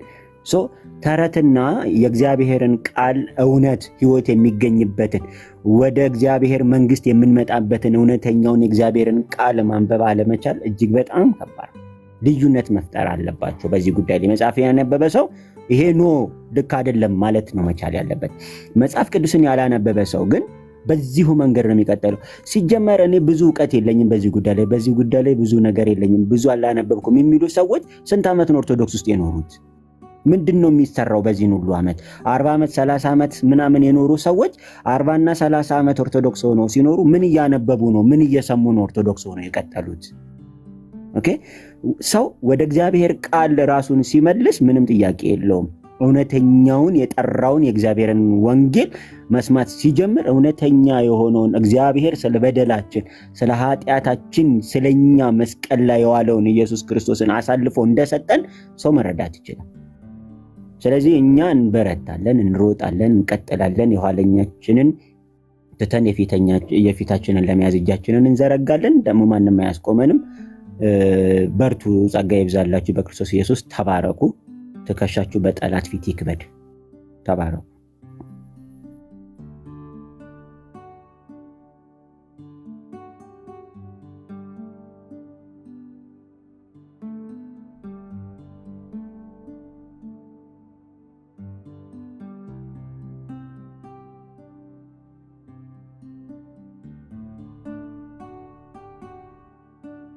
አሜን። ተባረክ ዘማሪ አሸናፊ፣ እንኳን ጌታ ረዳክ። እንግዲህ ደግሞ ጌታ በቃሉ ደግሞ በቤት ውስጥ ያሳድግህ። ደስ ብሎኛል ወንድማችን ስለሆንክ፣ ስላንተ እግዚአብሔርን እናመሰግናለን። ኦኬ፣ ሌላ ኦርቶዶክሳዊ መግባት ይችላል። ሌላ ኦርቶዶክሳዊ መግባት ይችላል። በተነሳው ሐሳብ ላይ ማውራት የሚችል ማለት ነው። ተሳስታችኋል ብላችሁ የምታምኑ ገብታችሁ መጠየቅ ትችላላችሁ። እኛም ደግሞ እንደ እግዚአብሔር መልስ እንመልሳለን ማለት ነው። መጽሐፍ ቅዱስ ሳይሆን መልስ እንመልሳለን። 12 ቁጥር ጨርሶ ነው ዳኒ ጨርሷል አይደል?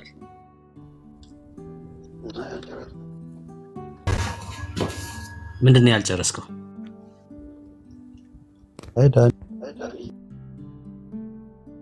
እኮ ምንድን ነው ሳትጨርስ የቀረው? ከስር ወንድሞች ነበሩ። ቦታ ለሌሎች እንድትለቅ ነው ከጨረስክ። ለዛ ነው የጠየኩህ እኮ። ቆይ ብሎኛው እንጂ ያው እኮ እየጠየኩህ እኮ ነው። ምንድን ነው የቀረክ ነው? ችግር የለውም ቀጥል እያልኩ ነው። ምንድን ነው የቀረው? አንደኛ ስለ ጻድቃን እያነሳን ነበረ። ሁለተኛ ደግሞ በፊት በነበራችሁበት በሃይማኖት ለምሳሌ ኦርቶዶክስ ድሮ እያላችሁ ሶሪ አስጨርሰኛ ማለት ትቀጥላለህ ማለት አንዳንዴ ስርዓት ይኖር ብራዘር። እኔ ያስቆምኩ አይም ሶሪ እኮ ይቅርታ እያልኩኝ ነው እየገባሁኝ ያለሁት። ኦኬ፣ ቤቱን ያለ መመራው ሀሳቡ እንድትረዳ ያክል። ሌላ ኦርቶዶክሳዊ ቅድም ኦርቶዶክስ እንዲህ አታምንም ብሎ የሚያምን ማንም ሰው ማለት ነው። ኦርቶዶክስ በፍጹም እንዲያታምንም ብሎ የሚያምን ኦርቶዶክስ ካለ በደስታ ነው የምንቀበል። ሲገባ ግን ለመሞገት ሬዲ መሆን መቻል አለበት። ማለት ምንም ርህራሄ የለም። አታምንም ብሎ ሲገባ እሱ አለማመኗን በማስረጃ ያቀርባል። እኛ ደግሞ ታምናለች ካለን እንደምታምን በማስረጃ ነው የምናቀርበው። ስለዚህ ቤቱ ክፍት ነው ማለት ነው። ላይክ አታምንም፣ ኦርቶዶክስ እንደዚህ አታምንም ምናምን የሚል እንደ ግለሰብ ይቻላል። እንደ ግለሰብ እኔ አላምንም ማለት ትችላለህ። ቤተክርስቲያኒቷን ግን ወክለ ቤተክርስቲያኔ እነኛን ገድላት፣ ታምራት፣ እዛ ላይ የተጠቀሱ ሐሳቦችን ምናምን በመቃብር ስፍራ፣ በጥፍር፣ በፀጉር፣ በአስክሬን ምናምን አታምንም የሚል ኦርቶዶክሳዊ ካል አሁን 12 ይቀጥላል። ከሱ በኋላ የምንቀበለው አንድ ሰው አለውኝ የሚል ካለ አንድ ቁጥር ይጻፍልን። ሌሎችን አስወርደን እንቀበላቸዋለን። አታምንም የሚል ጀግና ማለት ነው ብራዘር። ማንም ይሁን ማን አለውኝ የሚል ሰው ካለ በደስታ ነው የምንቀበለው። በደስታ ነው የምንቀበለው። ትሞግታለህ ማን ነው ገብተህ ትሞግታለህ። ስለዚህ አታምንም የሚል ብቻ አለው ይበለን፣ በደስታ እንቀበለዋለን ለማለት ያክል ነው። እሺ ቀጥሉ። ብሩኬ ያልጨረሰው ሐሳብ ካለ እሺ እናርግ። ትገባለህ ተስፉ? እሺ አንዴ የሺ እናስቸግርሽ ትገቢያለሽ ተመልሰሽ። ተስፉ አታምንም ስላለ እንቀበለው። ቀጥል አንተ። እሺ ችግር የለውም። ለወንድሜ መስጠት ትችላላችሁ ምናልባት ጊዜ። አይ ቀጥል፣ ትንሽ ደቂቃ እንስጥና ከዛ። እሺ በቃ ብዙም ደቂቃ አልወስድም። የተወሰነ ነገር ነው የቀረ ነገር ነበረ። ከዛ በፊት ግን የተወሰነ ነገር ለማለት ያህል በፊት የነበርኩበት ሃይማኖት በዚህ መንገድ የተባለው ነገር ማንም ሰው እንትን ሊል ይችላል። ከፕሮቴስታንት እምነትም ወደ ኦርቶዶክስ ተዋህዶ የሚመጣ ሃይማኖት ወይ ደግሞ ምዕመንም ካለ የነበርኩበት ሃይማኖት እንዲህ ነበረ ብሎ ሊል ይችላል። ምን ለማለት ፈልጌ ነው? በነበራችሁበት ሃይማኖት ውስጥ እያለ በኢትዮጵያ ኦርቶዶክስ ተዋህዶ እምነት ሕግና ስርዓት መሰረት የማይፈቀዱ በትእዛዝ ያልተቀመጡ ግን ደግሞ እሷ እንደምትደግፋቸው በቃ የእሷ ትክክለኛ ውሳኔ ይህን ነገር ብታደርግ ምንም ችግር እንደሌለው ተደርጎ የሚቀርበው ነገር ልክ አይደለም ባይ ነኝ። እኔም አላደርገው ነገር ስለሆነ ማለት አስተያየት ነበር የቀረው አይደለም። አስተያየት ሳይሆን አስተያየቱን በኋላ አድርጎ በቃ አሁን የቀረውን ነገር ላይ እንቆይና ከዛ አስተያየቱን አንደኛው ያው ስለ ጻድቃን ነው። ስለ ጻድቃን የተነሳው ነገር ትልቁ የፕሮቴስታንት ተሳስተዋል ከሚባለው ስህተቶች አንዱ ስለ ቅዱሳን የተነገረው መልእክት ነው። አንደኛው ነገር መጽሐፍ ቅዱሳን ማስረጃ ቀርቧል። አሁን እያወራን ያለ ነው ከገድል አንጻር አለ። ምን ማለታችን ነው ስህተት የሆነው ከቅዱሳን አንጻር? ያው ቅድም ዳኒ ሲገልጸው እንደነበረው እያንዳንዱን ነገር እያንዳንዳችን ሁላችንም ጻድቃን ቅዱሳን ነን እያለ ነበር። ታዲያ ምን አጠፋ? ምንም አላጠፋም። ችግሩ ደግሞ የቱ ጋር መሰለ? በእነሱ ስም ወይ ደግሞ በዳኒ ስም እኔ በቀዝቃዛ ወዘክሬ ዋጋዬ ለዘላለም እንዳይጠፋ ማድረግ እችላለሁ። መጽሐፍ ቅዱስ የሚለው የጻድቅ መታሰቢያ ለበረከት ነው ካለ በጻድቅ ስም ብዙ ተአምራትና ብዙ ኃይል ይደረጋል ካለ መጽሐፍ ቅዱስ ያንን የመተው ኃላፊነት የኛ አይደለም። መጽሐፍ ቅዱስ ስለሚለው መቀበል ግዴታችን ነው ለማለት ነው። አሁን ይኸውልህ እንድትረዳህ እየጠየቅክ ነው እያብራራክ ነው። ያብራራ ከሆነ እንድጠይቅክ ነው፣ እየጠየቅክ ከሆነ ደግሞ እንድመልስልህ ነው። እሺ አሁን እኔ በጻድቅ አምናለሁ። የጻድቅ ጸሎት ኃይልን ታደርጋለች ይላል። ፕሮቴስታንት ደግሞ የጻድቅን ኃይል የማድረግን ኃያልነትን የማዳንን ስራ አትቀበልም። ስለዚህ ተሳስታለች እያልኩኝ ነው። ፕሮቴስታንት እምነት የጴንጤ እምነቶች ማለት ነው። ስለዚህ ይህንን ነገር እንዴት ታዩታላችሁ ነው? የጻድቅን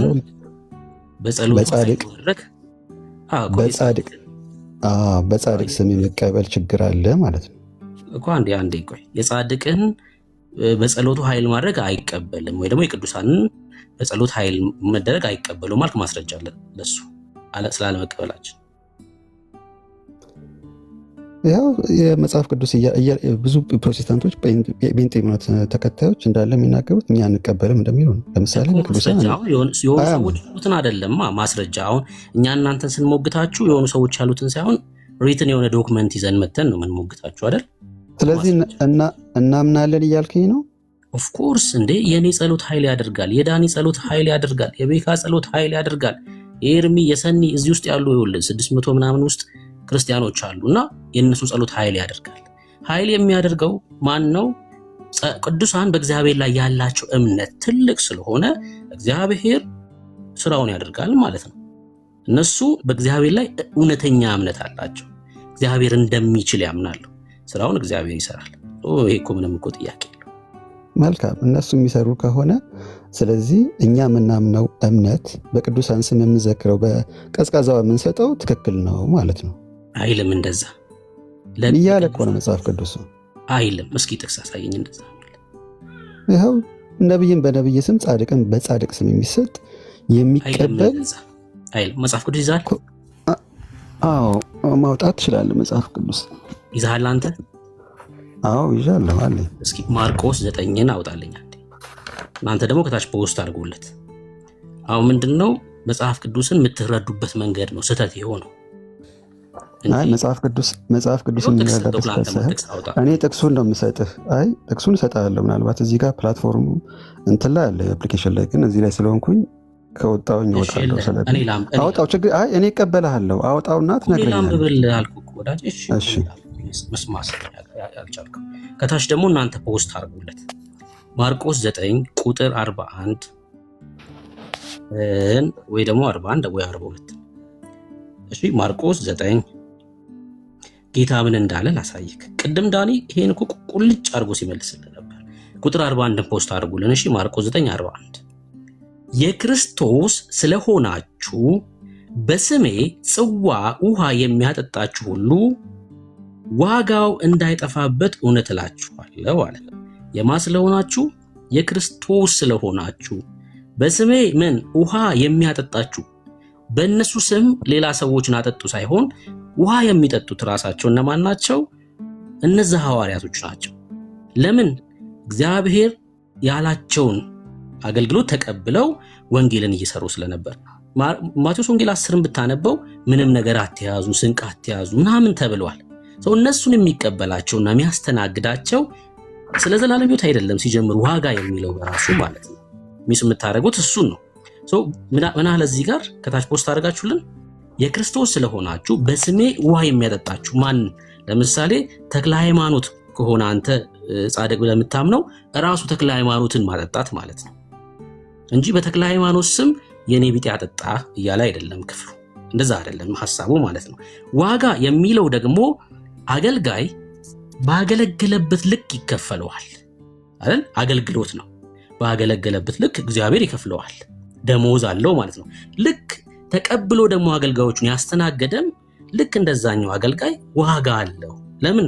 የእግዚአብሔርን ስራ እሱም ስለተቀበለና ስላገለገለ፣ አገልጋዮቹን የእግዚአብሔር የሆኑትን አገልጋዮች ስለተቀበለ እሱም ደግሞ ዋጋ አለው። አገልጋዩ ልክ ዋጋ እንዳለው የተቀበለውም ውሃ ያጠጣውም ዋጋ አለው እያለ ያለው እንጂ ስለ ዘላለም ሕይወት አይደለም። ራሱ እነዚህ ሐዋርያቶቹ በክርስቶስ ኢየሱስ እኮ የዘላለም ሕይወት አግኝተው አንተ ደግሞ በእነሱ ስም ውሃ ስላጠጣ የዘላለም ሕይወት ልታገኝም አትችልም።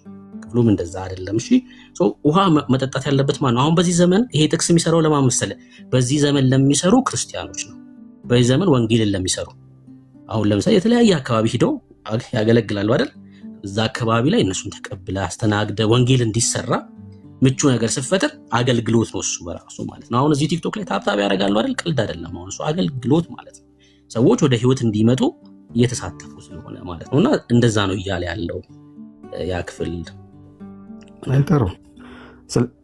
ስለዚህ አንተ እያልከኝ ያለኸው እኔ እንደተረዳሁት ልክ አይደለም ልትለኝ ትችላለህ። እዚህ ጋር እኔ እንደተረዳሁት አሁን ባለንበት ጊዜ አገልጋዮቹ በሚሉበት ሰዓት በሱ ስም በእነሱ ስም የሚደረግ ታምራት ወይ ደግሞ በእነሱ ስም የሚደረግ የጽዋ ወይ ደግሞ የንጹሃ ጽዋውን ተወውና ጽዋው ሌላ ርዕስ ነው። የንጹሃ አቅርቦት በንጹሃ የሚሰጥ በእነሱ ስም የሚሰጥ እንትን የዘላለም ሕይወት ሊያስገኝ አይችልም ካልክ ዋጋው ለዘላለም አይጠፋም ደግሞ የሚለውን ቃል የሚጻረር ይሆናል ማለት ነው። እያንዳንዳችን ዋጋ ማለት አልኩህ የዘላለም ህይወት አይደለም። ዋጋ ማለት ለዘላለም አይጠፋም ማለት ነው። ዋጋ ማለት ሁሉ መልስልን እኮ እሱ ዋጋ ማለት አልኩህ የዘላለም ህይወት አይደለም። የማይጠፋው ዋጋ ከእግዚአብሔር ዘንድ ያለ ክፍያ ነው። ጌታችን በወንጌሉ ለእያንዳንዱ እንደየስራው ልሰጠው ዋጋዬ ከኔ ጋር አለ ይላል ቃሉ። ትክክል ነው። በወንጌል አይደለም በራእይ ዋጋዬ ከኔ ጋር አለ ማለት እንደየስራው የሚከፈላል። ዋጋ ማለት ክብር ነው። አባዬ ጠይቃለሁ እኮ ሰማኝ እኮ ጥያቄ ነው። ልትሞግተኝ ነው አሁን ሐሳብን እንድናቀው ነው። እሺ ልትሞግተኝ ከሆነ እኔም ልጠይቅህ፣ ጥያቄ ከሆነ ደግሞ ጠይቀኝና ስማ ምለውን ነገር መስማት አለብን። በወንጌል ላይ ሳይሆን በራእይ መጽሐፍ ላይ ነው ያለው። አሁን የተናገርከው ቃል ጌታ ለእያንዳንዱ እንደ ስራው መጠን ከፍላለሁ አለ። እስኪ ፖስት አድርጉለት ራእይ መጽሐፍ ምዕራፍ 22 ቁጥር 12ን በእንግሊዝኛ ፖስት አድርጉለት።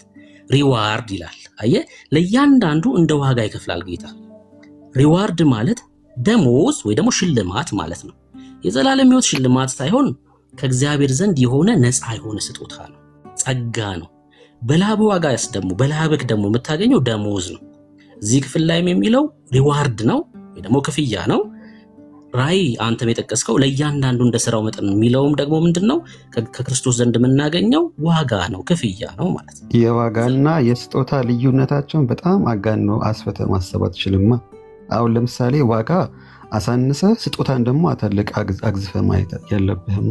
ምክንያቱም ዋጋ ከኔ ጋር አለ ከተባለ ዋጋው መክፈል የሚችለው አሁን ለምሳሌ በማንኛውም ስራ በኩል ዋጋ የሚሰጠው ክብር ነው። ክብር ደግሞ የእርሱ የመንግስቱ ስራ ነው። ስለዚህ ዋጋም ሆነ እያብራራክ ስለሆነ ልጠይቅክ ነው። እሺ እያብራራክ ስለሆነ እየጠየቅክ አይደለም፣ እያብራራ ስለሆነ ልጠይቅክ ነው። እንግዲህ እኮ ሁለቱን እንትን እያልከኝ ነው አንተ እኮ ክብር የዋጋን እንትን እያሳነስኩ እያብራራክ ስለሆነ ልጠይቅክ፣ ሰዎች እየሰሙክ ስለሆነ። እሺ የዘላለም ህይወት በውሃ በማጠጣት ይገኛል? የዘላለም ህይወት ኤርሚላም ነው ይገኛል ይለቃሉ እኮ አንተ እምነትህ ነው አይደል? እንደዛ ሰው ውሃ ጠጥቶ የዘላለም ህይወት ያገኛል። የዘላለም ህይወት ያገኛል ምን ስለሆነ መሰለ? ቆይ አይ እሱን ታብራራልኛለህ። ያ ማለት አንድ ሙስሊም ውሃን ቢያጠጣ የዘላለም ህይወት ያገኛል ማለት ነው። በማናም ነው መጀመሪያ እምነት ይፈልጋል። ከእምነት ቀጥሎ የስራን ሲያምን የዘላለም ህይወት ያገኛል ያ ሰውዬ። እሺ አሁን መጀመሪያ ማመን እንደሚቀድም እኮ እያሳየን ነው። በእኔ ስም አለ እኮ መጨረሻ ላይ ጥቅሱን ነዋ ሙሉ ማድረግ ያለበት። አጉደለን እያየነው ነዋ። ችግር የለውም። ስማኝ አንዴ ሲያምን የዘላለም ህይወት ያገኛል ሰውየው ውሃ ከማጠጣቱ በፊት።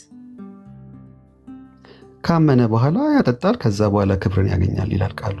የኔን ጥያቄ ነው መመለስ ያለብህ። ሲያምን የዘላለም እኮ ነጥለን አንዱን እየጠየቅን ስለሆነ ነው። ያው ከዚህ በላይ ሊሄድ አልችልም። ምናልባት ቦታ ለመልቀቅ የሚያህል ትንሽ የተወሰነ ነገር ብቻ አውራኝ። ለምሳሌ ክብር ከተባለ ለምሳሌ እዚህ ጋር በጻድቅ ብቻ ስላጠጣ ሀሳብ አይደለማ እየጠየቁ ከሆነ የኔን ጥያቄ ነው መመለስ ያለብህ።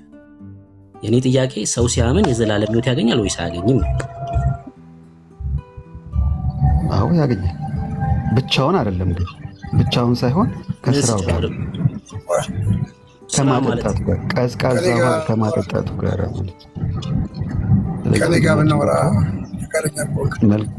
መልካም ይሆናል። በቃ ምናልባት አስወጣው። እሺ ሂድ። እንደዚህ አይነት ሰው አያስፈልግም እኮ ሰው ገብቶ ሚውት አድርጎ ያው ቢኒያም የሚባለው ቁጭ ብሏል። እንግዲህ እሺ ሰው አምኖና ውሃ ጠጥቶ ነው የሚድነው እያልከኝ ነው አይደለ? ጠጥቶ ሳይሆን አጠጥቶ ነው እኮ አምኖና ውሃ ጠጥቶ አጠጥቶ እኮ እሱን እኮ ነው ያልኩህ። እኔም እሱን ነው እያልኩ። እሺ ሐዋርያቱ ሰዎች አምነው ውሃ ጠጥተው እንዲድኑ የሰበኩበት ወይም እንደዛ የሆነበትን የመጽሐፍ ቅዱስ ክፍል አሳየኝ። አሁን እዚህ ጋር ነው በቃ ጌታችን ኢየሱስ ክርስቶስ ከተወለደ ጀምሮ አዲስ ኪዳን አይደለም ልትለኝ ነው? እሱ የተናገረው የአዲስ ኪዳን ቃል አይደለም ልትለኝ ነው? እሱን ትጠይቀኛለህ፣ ችግር የለውም። ለጥያቄ መልስ ጠይቅና ከዛ ታዲያ ሐዋርያቶቹ መናገር የሚገባቸውን ጌታ ከተናገረው በላይ የሐዋርያት ቃል ለምን ያስፈልጋል? እዚህ ጋር ባይናገሩት እንኳን እንዴት ይቃል? እሺ ለጠየቅኝ ጥያቄ መልስ ሰጣለሁ። ልዩነታችን ጴንጤና ክርስቲያንና ኦርቶዶክስ መሀል ያለው ልዩነት ይሄ። እኛ ለተጠየቅነው ጥያቄ ፊት ለፊት እንመልሳለን ክርስቲያኖች ስለሆነ። እናንተ ግን መጽሐፍ ቅዱስን ስለማታውቁ ወደ ህይወት ስላልመጣችሁ አትመልሱበት። አሁን ጌታ ሲያስተምር አዲስ ኪዳን ነው አይደለም? እሱን እኔ መልስልሃለሁ ለጥያቄ። ሐዋርያቱ ልክ አንተ ባልከው መንገድ የሰበኩበት ወይም ደግሞ ሰዎች አምነው ውሃ ጠጥተው የዳኑበት ካለ እስኪ ያሳየኝ። ሐዋርያቱ ሰብከው ማለት ነው። ከዛ ከተሰበከልን በኋላ ስራው የኛ እኮ ኃላፊነት ነው። ከዛ በኋላ እንድናለን ብሎ የሚያምን ሰው እንደሚድን ቃሉ ከተናገረ በቂ ማስረጃ እኮ ነው። እኔ ከቃሉ ላይ ያሳየኝ ነው ጥያቄ። ከቃሉ ላይ ሐዋርያቱ በዛ መልኩ ሰዎች እንዲድኑ ሰብከዋል ወይ? እንደዛ ከሆነ እኔ አንተናው መልሼ አንድ ጥያቄ ብጠይቅህ መልስልኝ። አልሰበኩም። ቆይ ጥያቄ እጠይቅሃለሁ። ከጠየቀኝ በኋላ ከመለስኩልህ በኋላ መጠየቅ እችላለሁ? አንተ ትችላለህ፣ መብት ነው። ግን መጀመሪያ መልስ። እሺ ጠይቀኝ። እሺ እኮ ጥያቄ ልክ አንተ እንዳልከው ሰዎች አምነው እና ውሃ ጠጥተው እንደሚድኑ የሰበኩበት ወይ ደግሞ የዳኑበት ካለ አሳየኝ ከእግዚአብሔር ቃል ላይ። እሺ ቃሉ ከተናገረው በላይ በቂ ማስረጃ ስለሌለ እሱን አድርገው ከዳኑ እንዴት ዳኑ፣ ለምን ዳኑ የሚለው ቃል ሳይሆን ቃሉ ብቻ በቂ ነው። ማስረጃው ሌላ ማስረጃ ያስፈልጋል ብዬ አላስብም። ስለዚህ መጽሐፍ የለኝም ነው አይደል? መልስ ማስረጃ የለኝም። ለጥያቄ ጥያቄ ማስረጃ ልሰጣልሽ።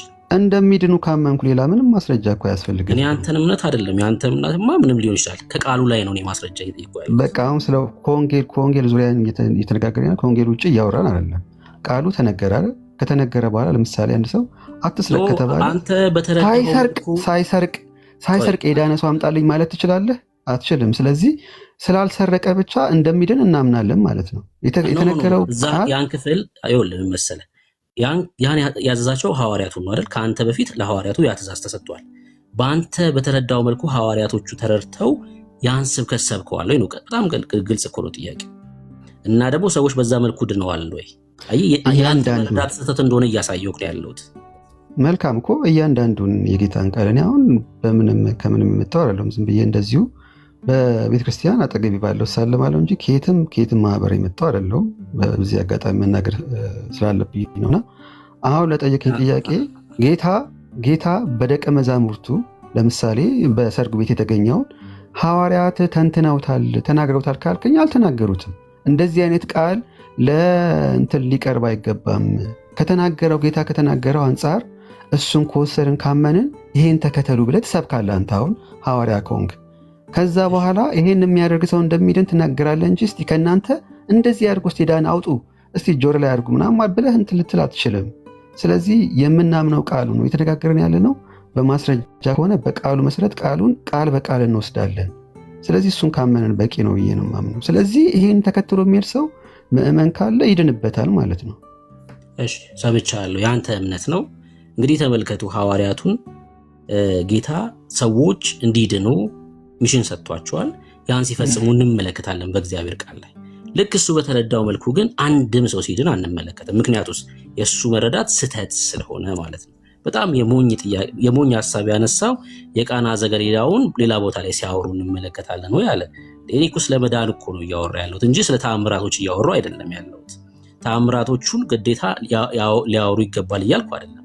ከመዳን ጋር የተያያዘው ግን ጌታ የተሰጣቸው ሚሽን እሱ ስለሆነ ሂደውም ሲሰብኩ የምንመለከተው በክርስቶስ ኢየሱስ በማመን ሰዎች እንዲድኑ ነው እንጂ ውሃ ጠጥታችሁ ዳኑ የሚል መልእክትም የለውም። ለምን? የተሳሳተ መረዳት ስለሆነ ያንተ መረዳት። እሺ ዳን፣ እሺ ብሩኬ እዚህ ጋር ትመልስልኛለህ። እሺ ጨፍናችሁ ጸልዩ የሚል መጽሐፍ ቅዱስ ላይ አለ? ጨፍናችሁ ጸልዩ የሚል መጽሐፍ ቅዱስ ላይ አለ? አንዴ ስማኝ ወዳጅ፣ አንዴ ስማኝ።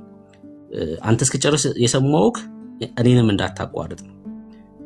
አሁን መጽሐፍ ቅዱሳዊ ማስረጃ ስለሌላቸው እነዚህ ሰዎች የነሱን ስህተት የሆነ መረዳት የእግዚአብሔር ቃል ላይ ለመጫን ይሞክራሉ። እኔ ግን እንደ ቃሉ ማቴዎስ 10ም ማርቆስ 9ም ምን ማለት እንደሆነ የሚጠጡት ሐዋርያቱ እንጂ በሐዋርያቱ ስም ሌሎች ሰዎችን አጠጡ እንዳልሆነ ቃሉን ከፍቻ ሳይቻለው ደግሞ ዋጋ ማለት ምን ማለት እንደሆነም ጭምር አሳይተናል። ይሄ ክርስቲያኖች መልስ ነው ማለት ነው። ምናልባት ከመዳን ጋር ጥያቄ ካለ ቀጥል። አንድ ጥያቄ ልቀበል፣ ቢንያምን ከዛ እንቀበለዋለን። ጨፍናችሁ ጸልዩ የሚል አለ ወይ? ጨፍናችሁ ጸልዩ የሚል ጥያቄ ጠይቆናል ወንድማችን። ገልጣችሁ ጸልዩ የሚል የለም አይደለ? ትልቁ ችግር ይኸውልህ ተጠይቃችሁ እንኳን የመስማት አቅም ነው የሌላችሁ። እኔ አሁን እጅህን አጥፈ ጸልይ ዘርጋ ጸልይ አይደለም እኮ አሁን ጉዳዩ እሱ አይደለም። ጨፍነ ጸልይ አይደል የጠየቀኝ ሶስ ላይን ነው እየጠየቀኝ ያለው ማለት ነው። ለምንድን ነው እንደዛ ምን ጸልየው ትኩረት ወደ ሌላ ቦታ እንዳይሄድ። ለምሳሌ አንተ አይንን ከፍተህ ትጸልያለህ። ከዛ የጊዮርጊስን የሚካኤል የሚባለውን ሰውዬ ፎቶ ታይና ከስር ደግሞ ጥቁር የተረገጠ ሰውዬ ታያለህ። ከዛ ይሄ ሰውዬ ለምን ጠቆረ ትላለህ። አይን ተገልጦ ስላለ ማለት ነው።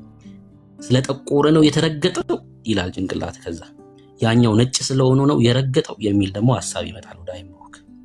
ምን እያልኩ ነው መሰለ?